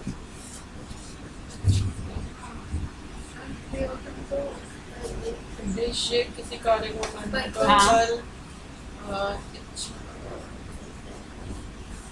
wish we want philosophically very important. प्रयोजन इज पर्पस और फल क्या है? Result, outcome. तो पर्पस तो आप पहले डिसाइड कर लेंगे, क्यों मैं ये कर रहा हूँ। प्रयोजनम अनुद्दिश्य मंदोपि न प्रवर्तते। मूर्ख से मूर्ख व्यक्ति भी तब तक काम नहीं करेगा जब तक कोई प्रयोजन नहीं होगा। जैसे मैडम, जैसे कोई पाचक होता है ना, उसको हाँ फल व्यापार योग धातु राष्ट्र योग के दिवस में है, हाँ फल और उसके संबंध में प्रश्न है, और इसका दूसरा है कोई पाचक को खाना पकाता है। बना रहा है, उसका पर्पस तो ऐसा है, परंतु पकाने क्रिया का फल जो क्या है? वो पाक। फल और प्रयोजन में, तो प्रयोजन तो आप पहले से सोच रहे हैं और फल बाद में मिलेगा। पहले सैलरी उसके लिए कुक के लिए किसी भी जो सर्विस कर रहा है, सर्वेंट है, कोई कुक है, वो उसके लिए फल क्या है, रिजल्ट क्या है उस पकाने का, उसका फल क्या है, वो क्या करने के लिए, पाने के लिए आया है, तो सैलरी तो वो उसका फल है। प्रयोजन क्या है? तो अब प्रयोजन का निषेध नहीं है, प्रयोजन तो होना ही है। ये प्रयोजन है, धन अर्जित करने आया है। बिल्कुल। प्रयोजन तो मैडम है ना, जो किसान 3 महीने तक बीज बोता है, खेत जोतता है, फिर पौधा लगाता है, वो फिर व्यापार है, वो तो प्रक्रिया है जो पकार मेहनत करना है। प्रयोजन है कि पहले हम टारगेट अपना डिसाइड करते हैं ना, जो पर्पस है, जो टारगेट है, क्यों करना, मतलब प्लान करना। प्लान करना। कृषि plan- द्वारा धन अर्जित करना। प्रयोजन है क्यों, फल में आएगा क्या, वो प्रयोजन बाद का में। मतलब इच्छा भी होगा, इच्छा उस प्रयोजन में भी इच्छा है, फल में भी इच्छा है, दोनों में तो इच्छा फिर है। मैम ये लेकिन जब आप व्यापार कर रहे हैं, जिस समय बीच का जो स्टेज है, जब आप कर्म कर रहे हैं, उस समय ना प्रयोजन ना फल, उस वक्त आपका पूरा 100% इन्वॉल्वमेंट कहाँ होना चाहिए? कर्म करने में। बस यही बात है। निष्काम कर्म योग का ये मतलब नहीं है कि ऊट पटांग कुछ भी करते रहो, सोचो भी मत। लोग कहते हैं, बच्चे अगर गीता पढ़ाते थे कि फिर हमें पढ़े ही क्यों अगर एग्जाम में हम यही नहीं सोचेंगे कि क्या हमें नंबर मिलेंगे। तो सब कुछ सोचना है, लेकिन कब सोचना है। देखिए मैनेजमेंट में क्या होता है, हर चीज़ को डिफाइन करके बिल्कुल ये इसकी पहली स्टेज है, ये इसकी दूसरी। तो जो आपका व्यापार वाला स्टेज है, खाना बनाते समय, अब ये तो बहुत ही अच्छा उदाहरण है। आप खाना अगर बनाते समय जो आपकी भावना है, वही मसाला, वही सामग्री आप 2 कुक को दे दीजिए और दोनों से वो चीज़ बनवाइए, स्वाद में अंतर क्यों आ जाता है? क्योंकि जिस माइंडसेट से हमको बहुत अंतर पड़ता है, भावना का बहुत अंतर होता है कि वो किस भाव से पकाया जा रहा है। किसी के चित्र में मेडल जीतते हैं ना, सबसे पहला स्टेटमेंट देते हैं, माँ की आरती किसने गानी है, हाँ। ये पराठे का है। क्योंकि आज वो- मैं अभी देख रहा था 1 बजे खाना खाते हुए, तो एक लाइट वेट बॉक्सिंग में गोल्ड मेडल मिला इंडिया को आज, अमित को। तो उस टाइम जनगण मन हो रहा था, तो आई कुड सी वो बड़ी मुश्किल से आंसू अपने नेशनल एंथम सुनते हुए बहुत मुश्किल से रोके थे, जैसे ही नेशनल एंथम खत्म हुआ और रोने लग गया जीवन से। नहीं, और ऐसा नहीं है कि सबकी माएँ बड़ी अच्छी कुक होती हैं, मैं अपने लिए ही कह सकती हूँ, लेकिन जो जिस माँ के हाथ से बचपन से आप खाते रहे हैं या उसमें जो भावना होगी वो किसी और के लिए पकाने में वो आ ही नहीं सकती। तो इसलिए उस समय जब वो माँ खाना पकाती है तो वो तो और कुछ नहीं सोचती ना, उसको तो इसी में संतोष मिलता है कि ये खा ले बस, जब तक वो खाए। और कोई भी माँ देख लो, बड़ी से बड़ी हो, मोदी जी की माँ इतनी वृद्ध है, मुझे पता है कि जब मिलते होंगे तो यही पूछते होंगे कि खाना खाया कि नहीं, क्योंकि पहला सवाल यही होता है माँ का कि खाना खाया कि नहीं, क्या खाया, ठीक से खाया। तो ये जो व्यापार का समय है, प्रक्रिया का समय है, उस वक्त आपको न प्रयोजन की चिंता करनी है न अपनी। यदि आप अपने अनुभव से देख लीजिए, जो परफॉर्म करने वाले आर्टिस्ट हैं, जिस समय में परफॉर्म करते हैं जरा सा भी डिस्टर्ब हो जाए तो उनकी परफॉर्मेंस बिगड़ जाती है, क्योंकि उस समय उनको अपना पूरा ध्यान किस में लगा देना है, उसमें लगा। बस इतनी सी स्किल है ये, योगः कर्मसु कौशलम, कर्म करते हुए कुछ नहीं और सोचना। बट मुझे लगता है मैम रिजल्ट के बिना पर्पस सॉल्व नहीं होता है, ऐसा मुझे लगता है संसार में। तो पहले रिजल्ट के बारे में हम सोचते हैं, आप पहले फिर रिजल्ट purpose। के बारे में सोचिए, पीछे भी सोचिए, मत सोचिए। मैं तो कह नहीं, रही अगर हूँ मैनेजमेंट साइकिल भी अगर आप देखें, पीडीसीए एक जनरल साइकिल होती है जो plan do check act circular होती है। प्लान डू प्लान डू इस प्रयोजन, डू करो, फिर चेक करो कि प्लान के अकॉर्डिंगली आउटकम हुई है या नहीं है, are we going, then act which is take a corrective action, replanning करनी है, एक्ट के बाद फिर डू करिए या रीप्लान करिए। Okay, so that's a PDCA cycle बोलते हैं, प्लान डू चेक मैं एक्ट। तो Last कह one रही is हूँ the आप- conclusion. हैं? The last one is the conclusion. Not conclusion. then you There's no achieve your conclusion. target, then you Company achieve also keeps on going forever. तो plan करो, do करो, फिर check करो कि are we on the target और we are right, we are on the right फिर track corrective or action लो। Act corrective action से रीप्लानिंग भी हो सकती है, नहीं तो डू में भी जा सकते हैं दोबारा। सो दैट्स तो डू कर, मेरी आप अंडरस्टैंडिंग ये कुछ मत डू करते हुए सोचिए। कुछ मत सोचो। even if you do not think of the result, you cannot avoid the result. वो भी तो हमारे ऊपर लगा हुआ है। आप सोचें कि ये तो गलत काम हो गया, किसी तरह बच जाऊं, नहीं बच पाएंगे। अवश्यमेव भोक्ता, मैंने तो बताया ना कि हमारा तो ईश्वर भी माफ नहीं कर पाएगा, वो इधर से उधर कर ही नहीं सकता। सर्वशक्तिमान है, सर्वव्यापी है, लेकिन खाते में हेरा फेरी नहीं कर पाएगा। वो जिसका जो खाता है उसको वही भुगतना। हम यहाँ पर आ रहे हैं, हम इस पर्पज से आ रहे हैं कि हमें ये करना है, उपनिषद आना चाहिए, हमें कुछ मंत्र आने चाहिए, ज़्यादा नहीं तो कुछ 10, 15, 20 बच्चे से याद हो जाने चाहिए। तो ये what is this? This is a like I am aiming for something. I am coming here, it's not that I am just coming here and I am observing the class. ठीक है ma'am, I am paying attention to whatever. अभी जैसे आप पढ़ा रहे हैं तो I am just listening to whatever is going on.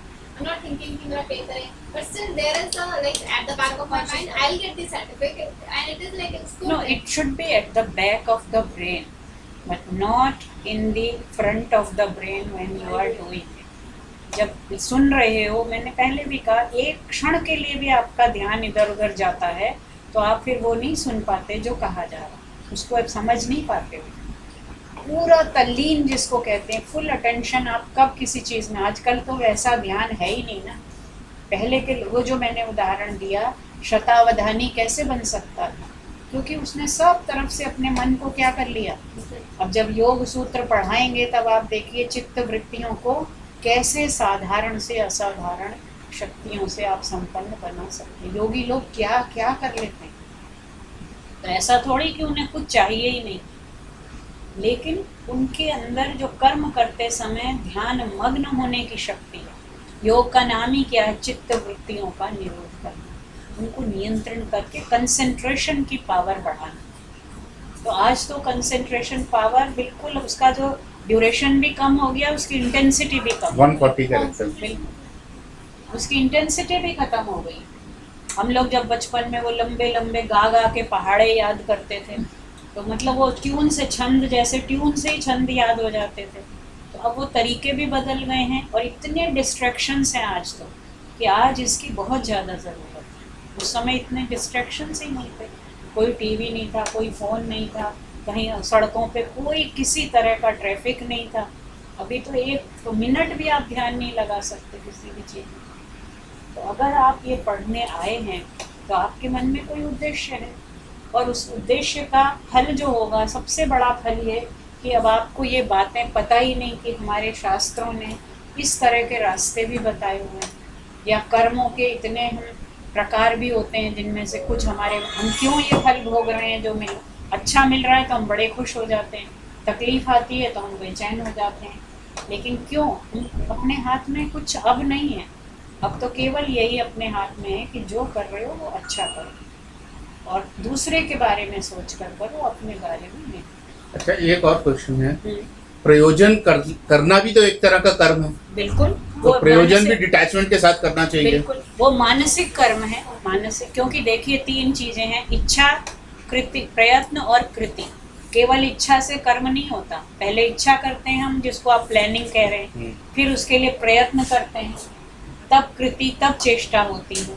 कर्म केवल सोचने भर से नहीं हो जाएगा, पहले उसकी, ईश्वर को भी सृष्टि रचनी होती है तो पहले उसकी चिकीर्षा होती है, सृष्टि उत्पन्न करने की ईश्वर में इच्छा उत्पन्न होती है, उसके बाद वो तप तपता है। तप का मतलब एफर्ट, प्रयत्न। हमें साधारण कर्म करने में जब इतना एफर्ट करना पड़ता है तो सृष्टा को भी सृष्टि रचने से पहले तप करना पड़ता है। तप का मतलब है सारी ऊर्जा को फोकस कर लेना, शारीरिक, मानसिक। और उपनिषद में, मुंडक उपनिषद में आया है, तपसा चीयते ब्रह्म। तपसा,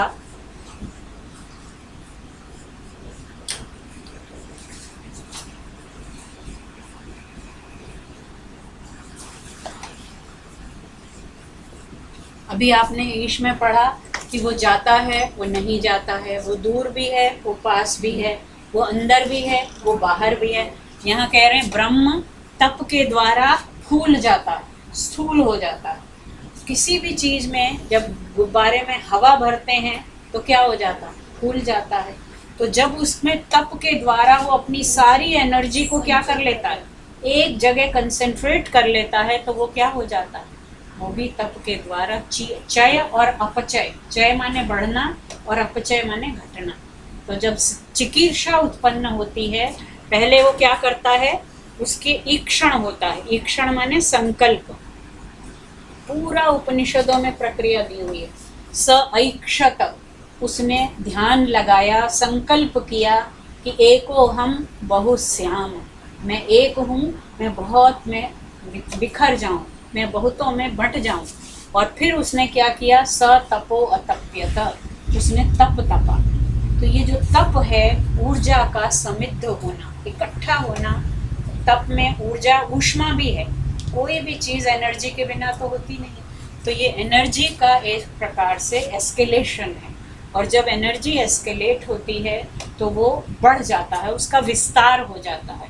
और फिर विस्तार के द्वारा वो जो हिरण्यांड है, हिरण्यगर्भ, वो बनता है। एक आग का गोला कहो, सुबह इसमें भी आएगा अभी अंत में कि वो जो है अंतिम मंत्र जो है ईशावास्य उपनिषद का, हिरणमयेन पात्रेण सत्यस्यापि हितं मुखम तत्वं पूषण अपाव्यं, कि एक सुनहरी ढक्कन ढका हुआ है। सत्य जो है वो अंदर छिपा है और उसके ऊपर एक सुनहरा कवर चढ़ा हुआ है। वो सुनहरा कवर, जिसको माया जाल कहो या वो हिरण्यांड कहो, या ये सृष्टि के समय जो क्षय हो चुका है ऊर्जा का, जब वो क्षय में कहीं पर पंक्चर होता है तब वो विकीर्ण होता है। और सारे, जिस तरह से उन्होंने हाइजेनबर्ग ने वो किया था कि जहाँ, बिल्कुल, तो ये सृष्टि, क्रिएशन, स्टोरी ऑफ क्रिएशन, ये एक अलग एस्पेक्ट है उपनिषद। तो ब्रह्म को, मेरा कहने का मतलब ये था कि उसे भी तप तपना पड़ता है। ब्रह्म भी इच्छा के बिना, प्रयत्न के बिना, तप के बिना सृष्टि नहीं कर सकता, जो सर्वशक्तिमान। तो प्रयत्न के बिना हम कुछ नहीं कर सकते, कर्म के बिना। और कृष्ण तो कहते हैं कार्यते ही अवश्य कर्म, कि मनुष्य ना करना चाहे तब भी उसे करना पड़ेगा। कार्यते ही अवश्य कर्म सर्वः प्रकृति जैर गुणैः, क्योंकि हमें बनाया ही गया है ऐसा कि हमें कर्म तो करना ही पड़ेगा। सांस तो लेंगे, पलके तो झपकेंगे, ये अनैच्छिक कर्म है, इनवॉलंटरी एक्शन। लेकिन एक्शन तो जब तक जीवन है तब तक कर्म है, कर्म के बिना नहीं कर सकते। केवल बस क्ल्यू क्या है कि कर्म करें तो ऐसा करें, ऐच्छिक कर्म ऐसा करें कि उससे हमें बंधन उत्पन्न न हो। और बंधन कब नहीं होगा? जब हम उसमें आसक्त नहीं होंगे। त्याग पूर्वक भोग, जो इसमें ईशावास्य उपनिषद में कह दिया, वही अनासक्त कर्म योग का मूल है। ठीक है। मैडम जैसे इन्होंने बता तो दिया कि हमको उसमें आसक्त नहीं होना चाहिए, लेकिन उसका तरीका क्या है कि मतलब कैसे ना हो? वो गीता में देखिए ना, देखिए उपनिषद में तो बड़े एब्स्ट्रैक्ट टर्म्स में बताया, गीता ने उसको सरल शब्दों में बताया। फिर वो भी छोड़ दीजिए, हमारे पास तो ऐसे ऐसे योगी, ऐसे ऐसे निष्काम कर्म करने वाले संत महात्मा हुए, उनकी जीवनी पढ़ी। जैसे उन्होंने उदाहरण पाचक का दिया, आसपास देखिए जितने भी सफल व्यक्ति हैं, अब आप मोदी जी को देख लीजिए, पार्टी और उसको छोड़ दीजिए, व्यक्ति के रूप में देखिए कि उनके अंदर कंसंट्रेशन पावर, काम करने की क्षमता, 18 घंटे कोई साधारण व्यक्ति इस उम्र में काम कर सकता है? तो कोई तो ऐसी मतलब इच्छा है कि ये कर डालना, वो संकल्प, और संकल्प के साथ उतना ही प्रयत्न, और प्रयत्न के अनुरूप जो उनकी प्रवृत्ति है वो हो सकती है कि नहीं, पहले हम देख रहे हैं हो सकती है, तो जब वो कर सकते तो हम क्यों नहीं कर सकते? हर मनुष्य में वो संभावना है, और वो संभावना ही योग सिखाता है। अब आपको व्यावहारिक दृष्टि से योग में हम बताएंगे तो उपनिषद तो बिल्कुल ऊंचे धरातल पर, मतलब उन ऋषियों की बातें कर रहे हैं, योग में योगियों की बातें हैं, लेकिन गीता तो साधारण मनुष्यों की बात करती है। तो इसी धरती पे जो जिए उनकी बात की है, गीता है, रामायण है, उन लोगों ने अपनी शक्तियों का कैसे संचय किया, कैसे उन संचित शक्तियों से कर्म किए, लेकिन वो कर्म स्वार्थ प्रेरित नहीं थे। श्री कृष्ण को देखिए, पूरे जीवन में एक से एक, जन्म से लेकर और अंत तक उनके जीवन में क्या कम समस्याएं आई, कितनी समस्याएं जिनकी हम कल्पना भी नहीं। जन्म ही पहले तो जेल में हुआ, और जन्म से पहले ये घोषणा हो गई कि मार डाले जाएंगे, लेकिन उसके बाद बचपन से आगे चलते जाइए तो विषमताएं जितनी प्रखर होती हैं उतनी ही ज़्यादा उनकी संकल्प शक्ति मुखर होती जाती है। ये साधारण व्यक्तियों से देख देख कर के हम पढ़ कर भी सीखते सकते, देख कर भी सीखते।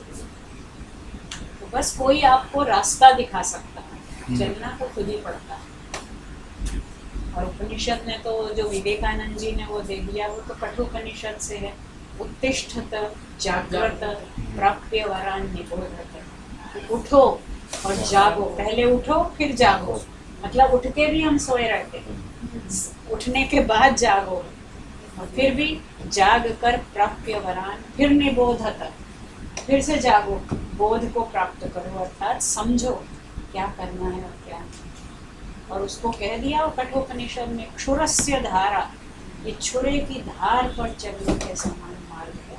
आसान नहीं चलना, लेकिन चल सकते हैं। छोटे छोटे काम में बस हल्की इच्छा जो है, हल्की आसक्ति, उससे थोड़ा थोड़ा बचने की कोशिश करें। ब्रह्म बोलते हैं हम, अपर ब्रह्म दो हैं। तो ये सब एक ही टर्म है ना, मतलब एक नहीं नहीं, टर्म एक ही है, ब्रह्म एक है, लेकिन पर ब्रह्म तो निर्गुण निराकार है, अपर ब्रह्म सगुण निराकार है। पर माने बड़ा, अपर माने छोटा। तो पर है सुप्रीम, एब्सोल्यूट, और अपर है उससे थोड़ा, वो जो हमारे अंदर है वो अपर वाला, वो ब्रह्म नहीं है, वो आत्मा है। हमारे अंदर तो जीवात्मा है, आत्मा भी नहीं, जीव है, वो जीव, आत्मा का जीव रूप है। बॉडी में वो ब्रह्म और आत्मा में परमार्थता तो कोई भेद ही नहीं है। अयम आत्मा ब्रह्म, यही आत्मा ही ब्रह्म है, लेकिन व्यवहार के धरातल पर उसको हम जीव कहते हैं, जो शरीर में है। हम आत्मा है, जीव सबसे है, बड़ा परब्रह्म है। सबसे बड़ा नहीं, बड़ा छोटा तो कुछ है ही नहीं, क्योंकि वो सब एक ही है। जैसे ये बताया था ना, ये आकाश है, ठीक है, हमने ये दीवारें खड़ी कर दी, अब ये क्या बन गया, ये लैंग्वेज लैब रूम का नाम रख दिया, लेकिन अभी दीवार तोड़ी है, फिर क्या हो गया? आकाश में ना पहले कुछ था ना अभी कोई परिवर्तन आया। परिवर्तन केवल किस में आया कि हमने ये दीवार यहाँ लगाई थी, अब हम यहाँ लगा दें। तो ये दीवार जो है वो ये शरीर है, उसके भीतर भी वही आकाश है, उसके बाहर भी वही आकाश है। तो बस उसको देखने का वो बदल गया नजरिया। आकाश में कोई परिवर्तन नहीं है।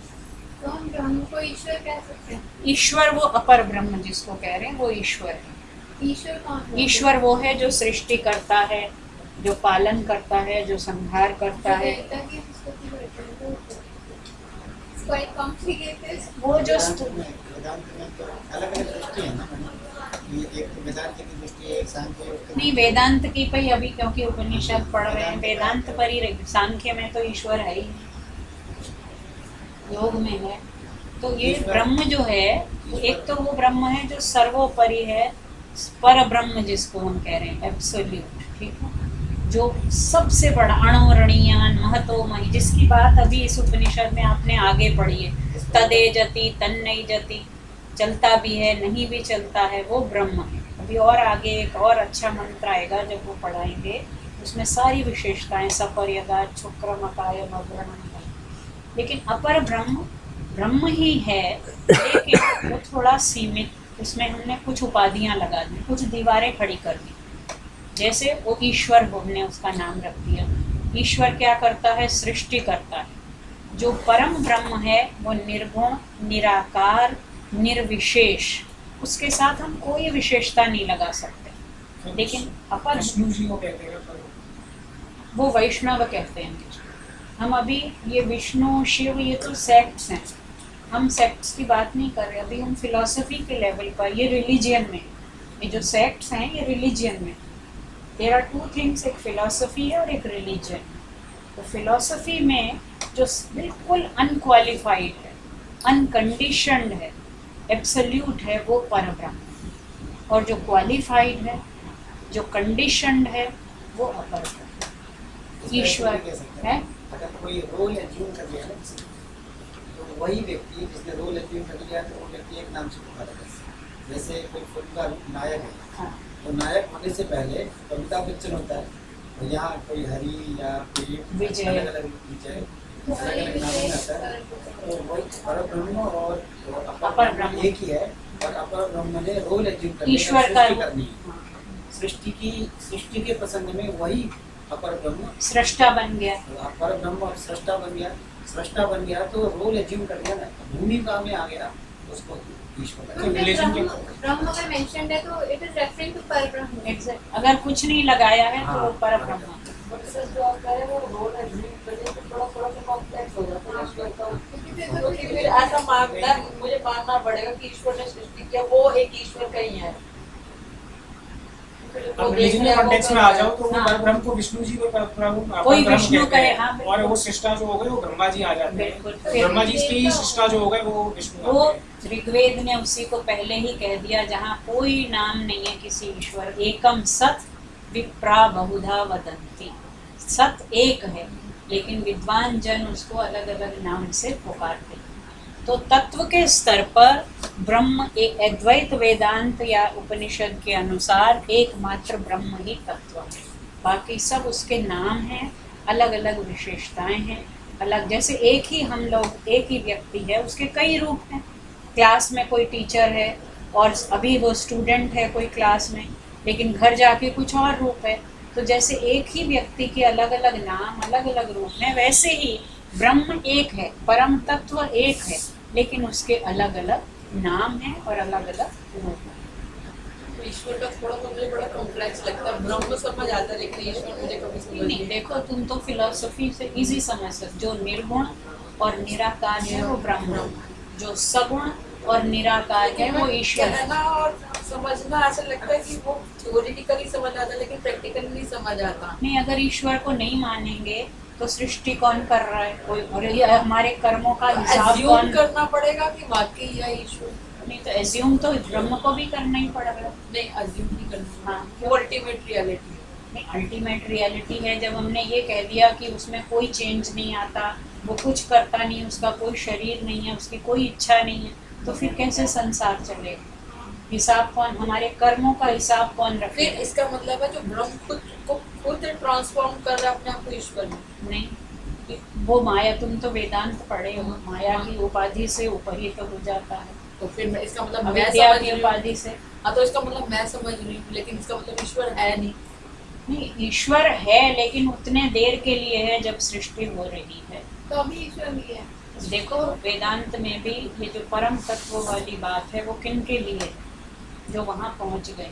अभी तो हम लोग कहाँ हैं, व्यवहार के हमें सृष्टि समझनी है, तो सृष्टा के बिना, कर्ता के बिना कोई कार्य हो सकता है? नहीं हो सकता। ये मेज भी बनानी है तो एक बढ़ई चाहिए, तो इतना बड़ा संसार क्या बिना कर्ता के हो गया? अभी परम तत्व गॉड पार्टिकल से तो मैम हम कैसे सोचें? गॉड पार्टिकल और आप उसको किस रूप में लेते हैं, किस रूप में व्याख्या करते हैं, वो अलग बात है, लेकिन परम तत्व एक है। और वही परम तत्व जब कंडीशन होकर आता है तो उसके अलग अलग हम नाम और रूप देते हैं। तो एक नाम हो गया उसका सृष्टा, दूसरा हो गया पालक, तीसरा हो गया न्यायकारी, फिर विष्णु के रूप में वो व्यापक हो गया, शिव के रूप में वो कल्याणकारी हो गया। ये सब उसके नाम हैं, क्योंकि वो इन सारे प्रयोजनों को सिद्ध करने का हमारी दृष्टि में एक वो करता, दृष्ट का अधिष्ठाता वही है। अब उस ईश्वर के भी अलग अलग दर्शनों में अलग अलग रूप हैं। ये जो थियोरी अभी मैं बता रही हूँ केवल वेदांत की, लेकिन कुछ दर्शन है जैसे योग में तो ईश्वर को माना, सांख्य में नहीं माना, मीमांसा ने नहीं माना, न्याय वैशेषिक ने माना। और न्याय वैशेषिक तो कहते हैं कि ईश्वर ही सब, मतलब वो है एक चेतन तत्व, दो प्रकार का है, एक जीवात्मा और एक परमात्मा। जीवात्माएं हम सब में है और परमात्मा वो है जिसका कभी शरीर नहीं होता। फिर वो क्या करता है, वो सृष्टि करता है, वो वेद की रचना करता है हर सृष्टि के आदि में, और वो हमारे कर्म फल का हिसाब रखता है। तो वो एक मैनेजर का रोल दिया है ईश्वर को, लेकिन इन्होंने उसको एक सर्वोच्च सत्ता का रूप दिया। तो हम इसकी पूजा करेंगे, ईश्वर मान पूजा वाला ईश्वर नहीं है ये, वो तो केनोपनिषद ने 5 बार बोला ना, आपने पढ़ा है, अभी तो एग्जाम भी देना, तब तक तो याद रखो। तदेव ब्रह्मत्वम विद्धि नेदम यदिदम उपासते, उसी को ब्रह्म जानो जो मन से मनन नहीं किया जा सकता, जिसके द्वारा मन मनन करता है। यत् चक्षुषा न पश्यति येन चक्षुंषि पश्यति तदेव ब्रह्मत्वम विद्धि नेदम यदिदम उपासते। तो इसको ब्रह्म मत समझो जिसकी लोग उपासना कर रहे हैं, उसको समझो जिसके कारण आँख देखती है, वाणी बोलती है, कान सुनता है, मन मनन करता है, वो अंतर्यामी, वो ब्रह्म, वो ईश्वर नहीं है। तो फिर मैम जब ऐसे मतलब जैसे आपने बताया, तो इसका तो मतलब वो एक तरीके से हम देवताओं की पूजा मतलब एक तरीके से हमें नहीं करनी चाहिए। तो पर अगर हम देखें वेद में देखें तो 3 जो सेक्ट्स हैं वो तो कर्म वगैरह, कर्म कांड वगैरह, इसमें तो ये सब आता है कि देवता वेद तो अभी आपने पढ़ा ही नहीं, वेद में भी नहीं है ये सब, स्तुति कुछ नहीं, वगैरह वो कोई सब- सेक्ट नहीं है वेद में। ये सेक्ट्स तो उपनिषदों के बहुत बाद पुराण से शुरू हुए हैं सेक्ट्स, वेद में नहीं है, उपनिषद में नहीं है, फिलोसफीज में भी नहीं है। 6 जो सिस्टम्स ऑफ फिलोसफी हैं उसमें भी नहीं है, 6 वेदांग हैं उनमें भी नहीं है। ये पुराना उससे है। पुराण तो बहुत बाद में आए। जब हम वेद पढ़ेंगे, पूरा हिस्ट्री ऑफ लिटरेचर में आपको बताऊंगी, तो उसमें बहुत लेटर स्टेज में आके ये सेक्ट्स आए। तो वो रिचुअल्स वगैरह में नहीं है? ये सब हमारे धर्म जो हैं, जब विधर्मी आए उसके बाद ये सब शुरू हुआ। पहला जो वैदिक धर्म है उसमें ये सब नहीं है, उसमें प्रकृति के तत्व ही देवता हैं। अग्नि है, वायु है, वरुण है, पृथ्वी है, अंतरिक्ष है, नदी है, पर्वत है, जंगल है, ये सब वहाँ देवता हैं। यहाँ से मेरे को कृष्ण जन्माष्टमी वाला और याद आ रहा है, गोवर्धन की पूजा करो, इंद्र की पूजा ना करो, वो क्या है? तो वो तो बहुत बाद, देखिए समय के अनुसार सब कुछ चेंज होता है। आज जो है वो कल नहीं होगा। अभी इसी जीवन में जो हमने बचपन में देखा वो आज तो नहीं है, बहुत कुछ बदल गया। अगले 50 साल, जितना अभी बदला है 50 साल में, शायद ये पहले 500 साल में नहीं बदलता होगा, क्योंकि संचार क्रांति हो गई।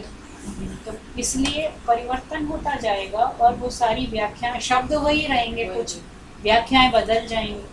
तो अब इंद्र, वो ऋग्वेद वाला इंद्र कुछ और है, यहाँ पर जो इंद्र है वो कुछ और है, यहाँ गोवर्धन का कुछ अलग है, वेद में जाएंगे गोवर्धन का कुछ अलग अर्थ होगा। अयोध्या मैंने बताया था, या बताऊंगी, अयोध्या शब्द अथर्ववेद में आया शरीर के लिए। ये अयोध्या है, क्यों? क्योंकि इसमें कोई युद्ध नहीं होता है। अयोध्या में तो बहुत युद्ध हो रहा और है। वही उसका नाम अयोध्या है और अयोध्या के लिए ही युद्ध हो रहा है। तो अथर्ववेद में अब वो लोग कहें कि वो वाली अयोध्या नगरी है, तो वो नहीं है। ये भी एक वो है विवाद कि वेद में इतिहास है कि नहीं है। एक संप्रदाय कहता है वेद में इतिहास है, एक कहता है नहीं है। और इतिहास तो नहीं है, अगर है तो कब का इतिहास है वो, फिर वो कल का है, आज का तो नहीं है। तो इसलिए अगर वेद को सर्वमान्य हम करते हैं कि वो अनादिकाल से चला आ रहा है, ईश्वरीय वाणी है, तो फिर उसमें इतिहास कैसे हो सकता है?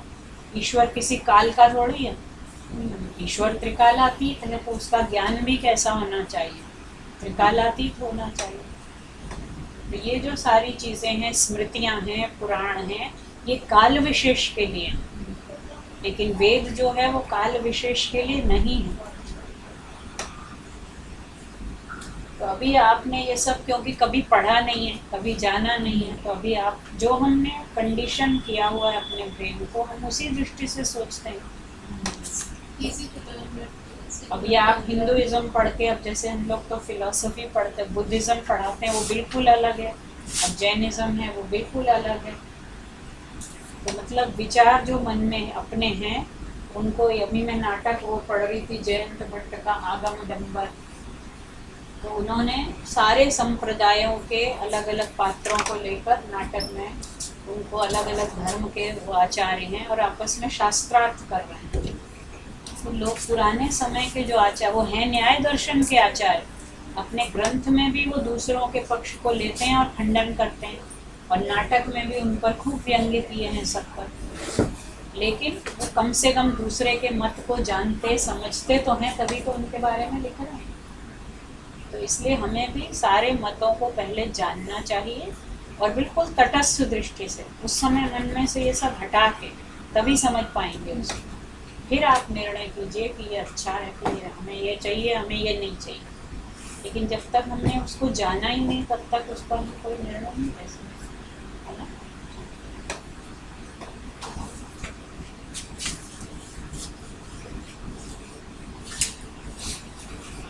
अच्छा, आपने एक वो पूछा था प्रश्न, आज आ गए तो इसलिए उन्होंने शांति पाठ का आपको पूछा था ना। शांति पाठ जो है उसमें आप देखिए, पढ़िए ओम द्यौः शांति, तो द्युलोक में शांति है, ठीक है। अंतरिक्षम शांति, अंतरिक्ष में, क्योंकि वहाँ पर 3 लोकों की कल्पना है। एक ये भूलोक है, भू भुवः और स्वः। तो भू जो है धरती है, भुवः बीच में है, और स्वः आदित्य लोक या द्युलोक जो सबसे ऊपर 3 लोक की दृष्टि से। शरीर में भी इसकी वो कल्पना करते हैं, क्योंकि ये पिंड है और वो ब्रह्मांड है। इसमें भी जो नीचे पैर हैं हमारे, वो कहाँ टिके हुए हैं? धरती पर। वो भू है, मध्य भाग जो है वो भुवः या अंतरिक्ष कहते हैं। अंतः ईक्षते, जहाँ हम अंदर देख सकते हैं। और स्वः जो है, ये जो मस्तक का भाग है, ये स्वः, जहाँ प्रकाश है, ज्ञान है, और वहाँ सूर्य ब्रह्मांड में। तो द्यौः शांति, द्युलोक में शांति है। शांति तो हम जानते हैं श्रम धातु से 3 प्रत्यय लगा है, कि वहाँ सर्वत्र संगति है, शांति है, संघर्ष नहीं है। अंतरिक्ष में शांति है, पृथ्वी में शांति है, वनस्पतियों में शांति है, औषधियों में शांति है, सर्वत्र शांति है। विश्वे देवा शांति, ब्रह्म शांति, सर्वत्र शांति शांति है। अंत में कहा शांतिरेव शांति, शांति ही शांति है। सा शांति माँ एति, सा माँ शांतिरेति। सा शांति, वह शांति जो सारे ब्रह्मांड के इन सब तत्वों में व्याप्त है, वह शांति माँ मुझ में एति आ जाए। तो शांति कहाँ नहीं है? सब जगह तो है, मगर मेरे अंदर ही नहीं। तो शांति, और आज हो क्या रहा है? आज तो वहाँ भी शांति नहीं है, क्योंकि हमने क्या कर लिया है, अपनी अशांति से वहाँ तक अशांति पहुँचा दी है। तो सारे युद्ध कहाँ शुरू होते हैं? युद्ध की पहली जो चिंगारी है वो कहाँ जलती है? मस्तिष्क में। मस्तिष्क में, अपने अंदर। द्रौपदी के अंदर मन की चिंगारी थी जिसने युद्ध को किया, या दुर्योधन में जो अपमान का वो आया भाव, उसने ये फैसला किया तो इसलिए यदि मन में शांति है और हम प्रार्थना कर रहे सा माँ शांति रहेगी, वो शांति मुझ में आ जाए। और हर शांति पाठ के बाद हम 3 बार बोलते हैं ओम शांति शांति शांति, क्योंकि 3 प्रकार के दुखों की कल्पना आती है हमारे यहाँ, आदि भौतिक, आदि दैविक और आध्यात्मिक। 3 प्रकार के दुख होते हैं, जबकि न्याय दर्शन में तो 21 प्रकार के दुख बताए, उनमें ये शरीर सबसे पहला दुख है। लेकिन 3 प्रकार, वो तो 21 गिनती है 21 तत्वों की, 3 प्रकार के दुख ये सांख्य दर्शन में बताए हैं। त्रिविध दुख अत्यंत निवृत्ति अत्यंत पुरुषार्थ। 3 प्रकार के दुखों से सदा सदा के लिए मुक्त हो जाना, यही जीवन का चरम लक्ष्य है, ये सांख्य दर्शन कहता है। 3 प्रकार के क्या हैं? आदि भौतिक, आदि दैविक और आध्यात्मिक। कुछ शरीर के दुख हैं, मन के दुख हैं, कुछ नेचुरल कैलेमिटीज़ के दुख हैं, और कुछ जो हैं इस प्रकार के दूसरे, जैसे सांप ने काट लिया, कभी किसी कीड़े ने काट लिया। तो शरीर के, मन के और प्राकृतिक दुख। आध्यात्मिक जो है वो अंदर हमारे जो दुख हैं वो हैं, और आदि भौतिक और आदि दैविक जो है प्राकृतिक देवताओं के द्वारा, दिव्य शक्तियों के द्वारा। ये सब प्रकार के दुख जो हैं उनसे हमें शांति मिले, इसलिए हम 3 बार शांति को पाठ करते हैं। सांख्य दर्शन कहता है मोक्ष क्या है, उनके यहाँ मोक्ष है 3 प्रकार के दुखों से सदा सदा के लिए छुटकारा पा लेना। सदा सदा के लिए, क्योंकि अब कोई कष्ट आया, शरीर को बुखार हो गया जैसे, अब वही बुखार होता है, एक क्रोसिन खाते उतर जाता है, लेकिन उनका बुखार नहीं उतर रहा, कितने दिन से नहीं उतर रहा। तो इसका मतलब कि ये आत्यंतिक निवृत्ति नहीं हो रही है, तो थोड़ी देर के लिए हो जाती है, जिस समय गोली खाई फिर चढ़ जाता है। तो आत्यंतिक निवृत्ति के लिए हमें क्या करना होगा, उस रास्ते जाना होगा जो सांख्य दिखा रहा। हर शास्त्र ने अपने अपने रास्ते दिखाए हैं कि आपको मुक्ति चाहिए, दुखों से निवृत्ति चाहिए, इस रास्ते पर चले। लेकिन वो जो शास्त्र हैं वो भी बहुत बाद के। सबसे ऊपर है वेद, वेद के बाद ब्राह्मण, ब्राह्मण के बाद आरण्य, फिर उपनिषद। अभी हम यहाँ पर हैं, अभी 3 और स्टेज ऊपर हैं हमारे। उपनिषद के बाद फिर वेदांग, वेदों के 6 सब्सिडियरीज जो हैं वो वेदांग। फिर 6 उपांग हैं, ये जो 6 दर्शन हैं, न्याय, वैशेषिक, सांख्य, योग इत्यादि, ये सब्सिडियरीज के भी सब्सिडियरीज। और उसके बाद फिर नीचे हमारे काव्य और शास्त्र दूसरे शुरू होते हैं। इतना विविध। आपने आयुर्वेद पढ़ लिया, आपने काव्य का थोड़ा सा हिस्सा नीति में पढ़ा, मुक्तक काव्य, आपने शुकनासोपदेश में थोड़ा गद्य भी पढ़ा है, और आपने अर्थशास्त्र पढ़ा है, उपनिषद पढ़ा है, और थोड़ा संस्कृत भाषा पढ़ी है। तो अब आगे, अब इस बार में आप एक योग शास्त्र पढ़ेंगे और एक तर्कशास्त्र। तो योग के साथ समझो सांख्य मिला हुआ है, और तर्क में न्याय और वैशेषिक दोनों मिले हुए हैं। और उधर साहित्य में आपने गद्य भी थोड़ा पढ़ा और पद्य भी पढ़ा। तो अब आप नाटक थोड़ा सा पढ़ेंगे, जिसमें पद्य और गद्य दोनों देखने को मिलेंगे। और 2 तरह के काव्य होते हैं, एक तो दृश्य और एक श्रव्य। अभी आपने श्रव्य काव्य पढ़े। नाटक दृश्य काव्य होता है। संस्कृत में नाटक लिखे जाते थे खेलने के लिए, और नाटक खेले जाते थे, और इसलिए उसको दृश्य काव्य कहते हैं। उसकी क्या क्या विशेषताएं होती हैं, कैसे संस्कृत नाटक कितनी तरह के हो सकते हैं। तो आपको बिल्कुल 2 अलग अलग तरह के नाटक हमने चुने, इसलिए एक कालिदास का शकुंतला और एक शूद्रक का मृच्छक।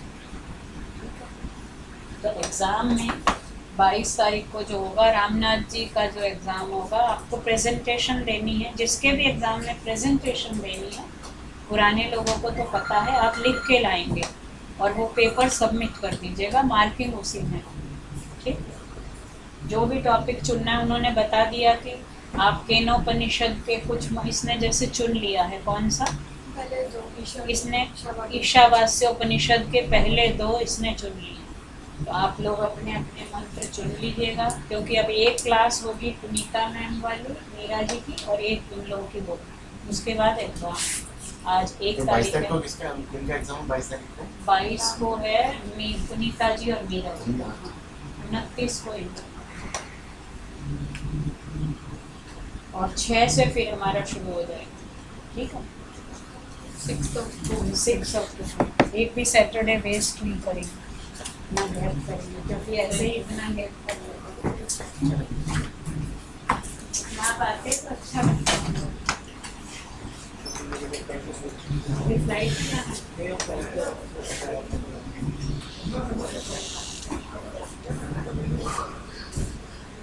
शुरू होगा, एग्जाम देना है कि नहीं देना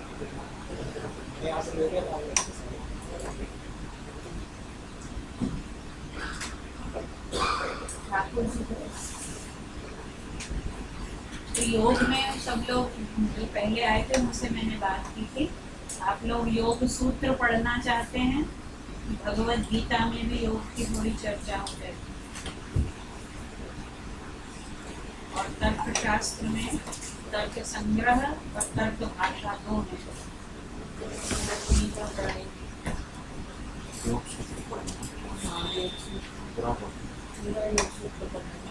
सूत्र पढ़ना है। तो मैंने ऐसा सोचा, देख लीजिए आप उनका जैसे सिलेबस जो बना हुआ है ना,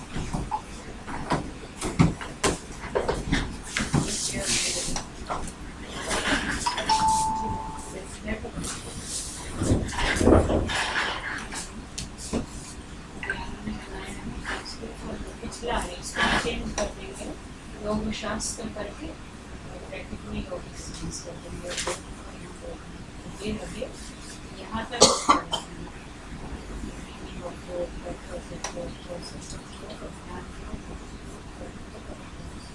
यहाँ पे 3 तो रखे हुए हैं, इसको भी शिक्षक ये वाला 2 यूनिट वो आप पढ़ रहे हैं, वो आप पढ़ रहे हैं, ये जनरल वाला एक बार हुआ किसने निकाले वैसे भी प्रेजेंटेशन में उनका रामनाथ सर का कौन सा किसने निकाले में आप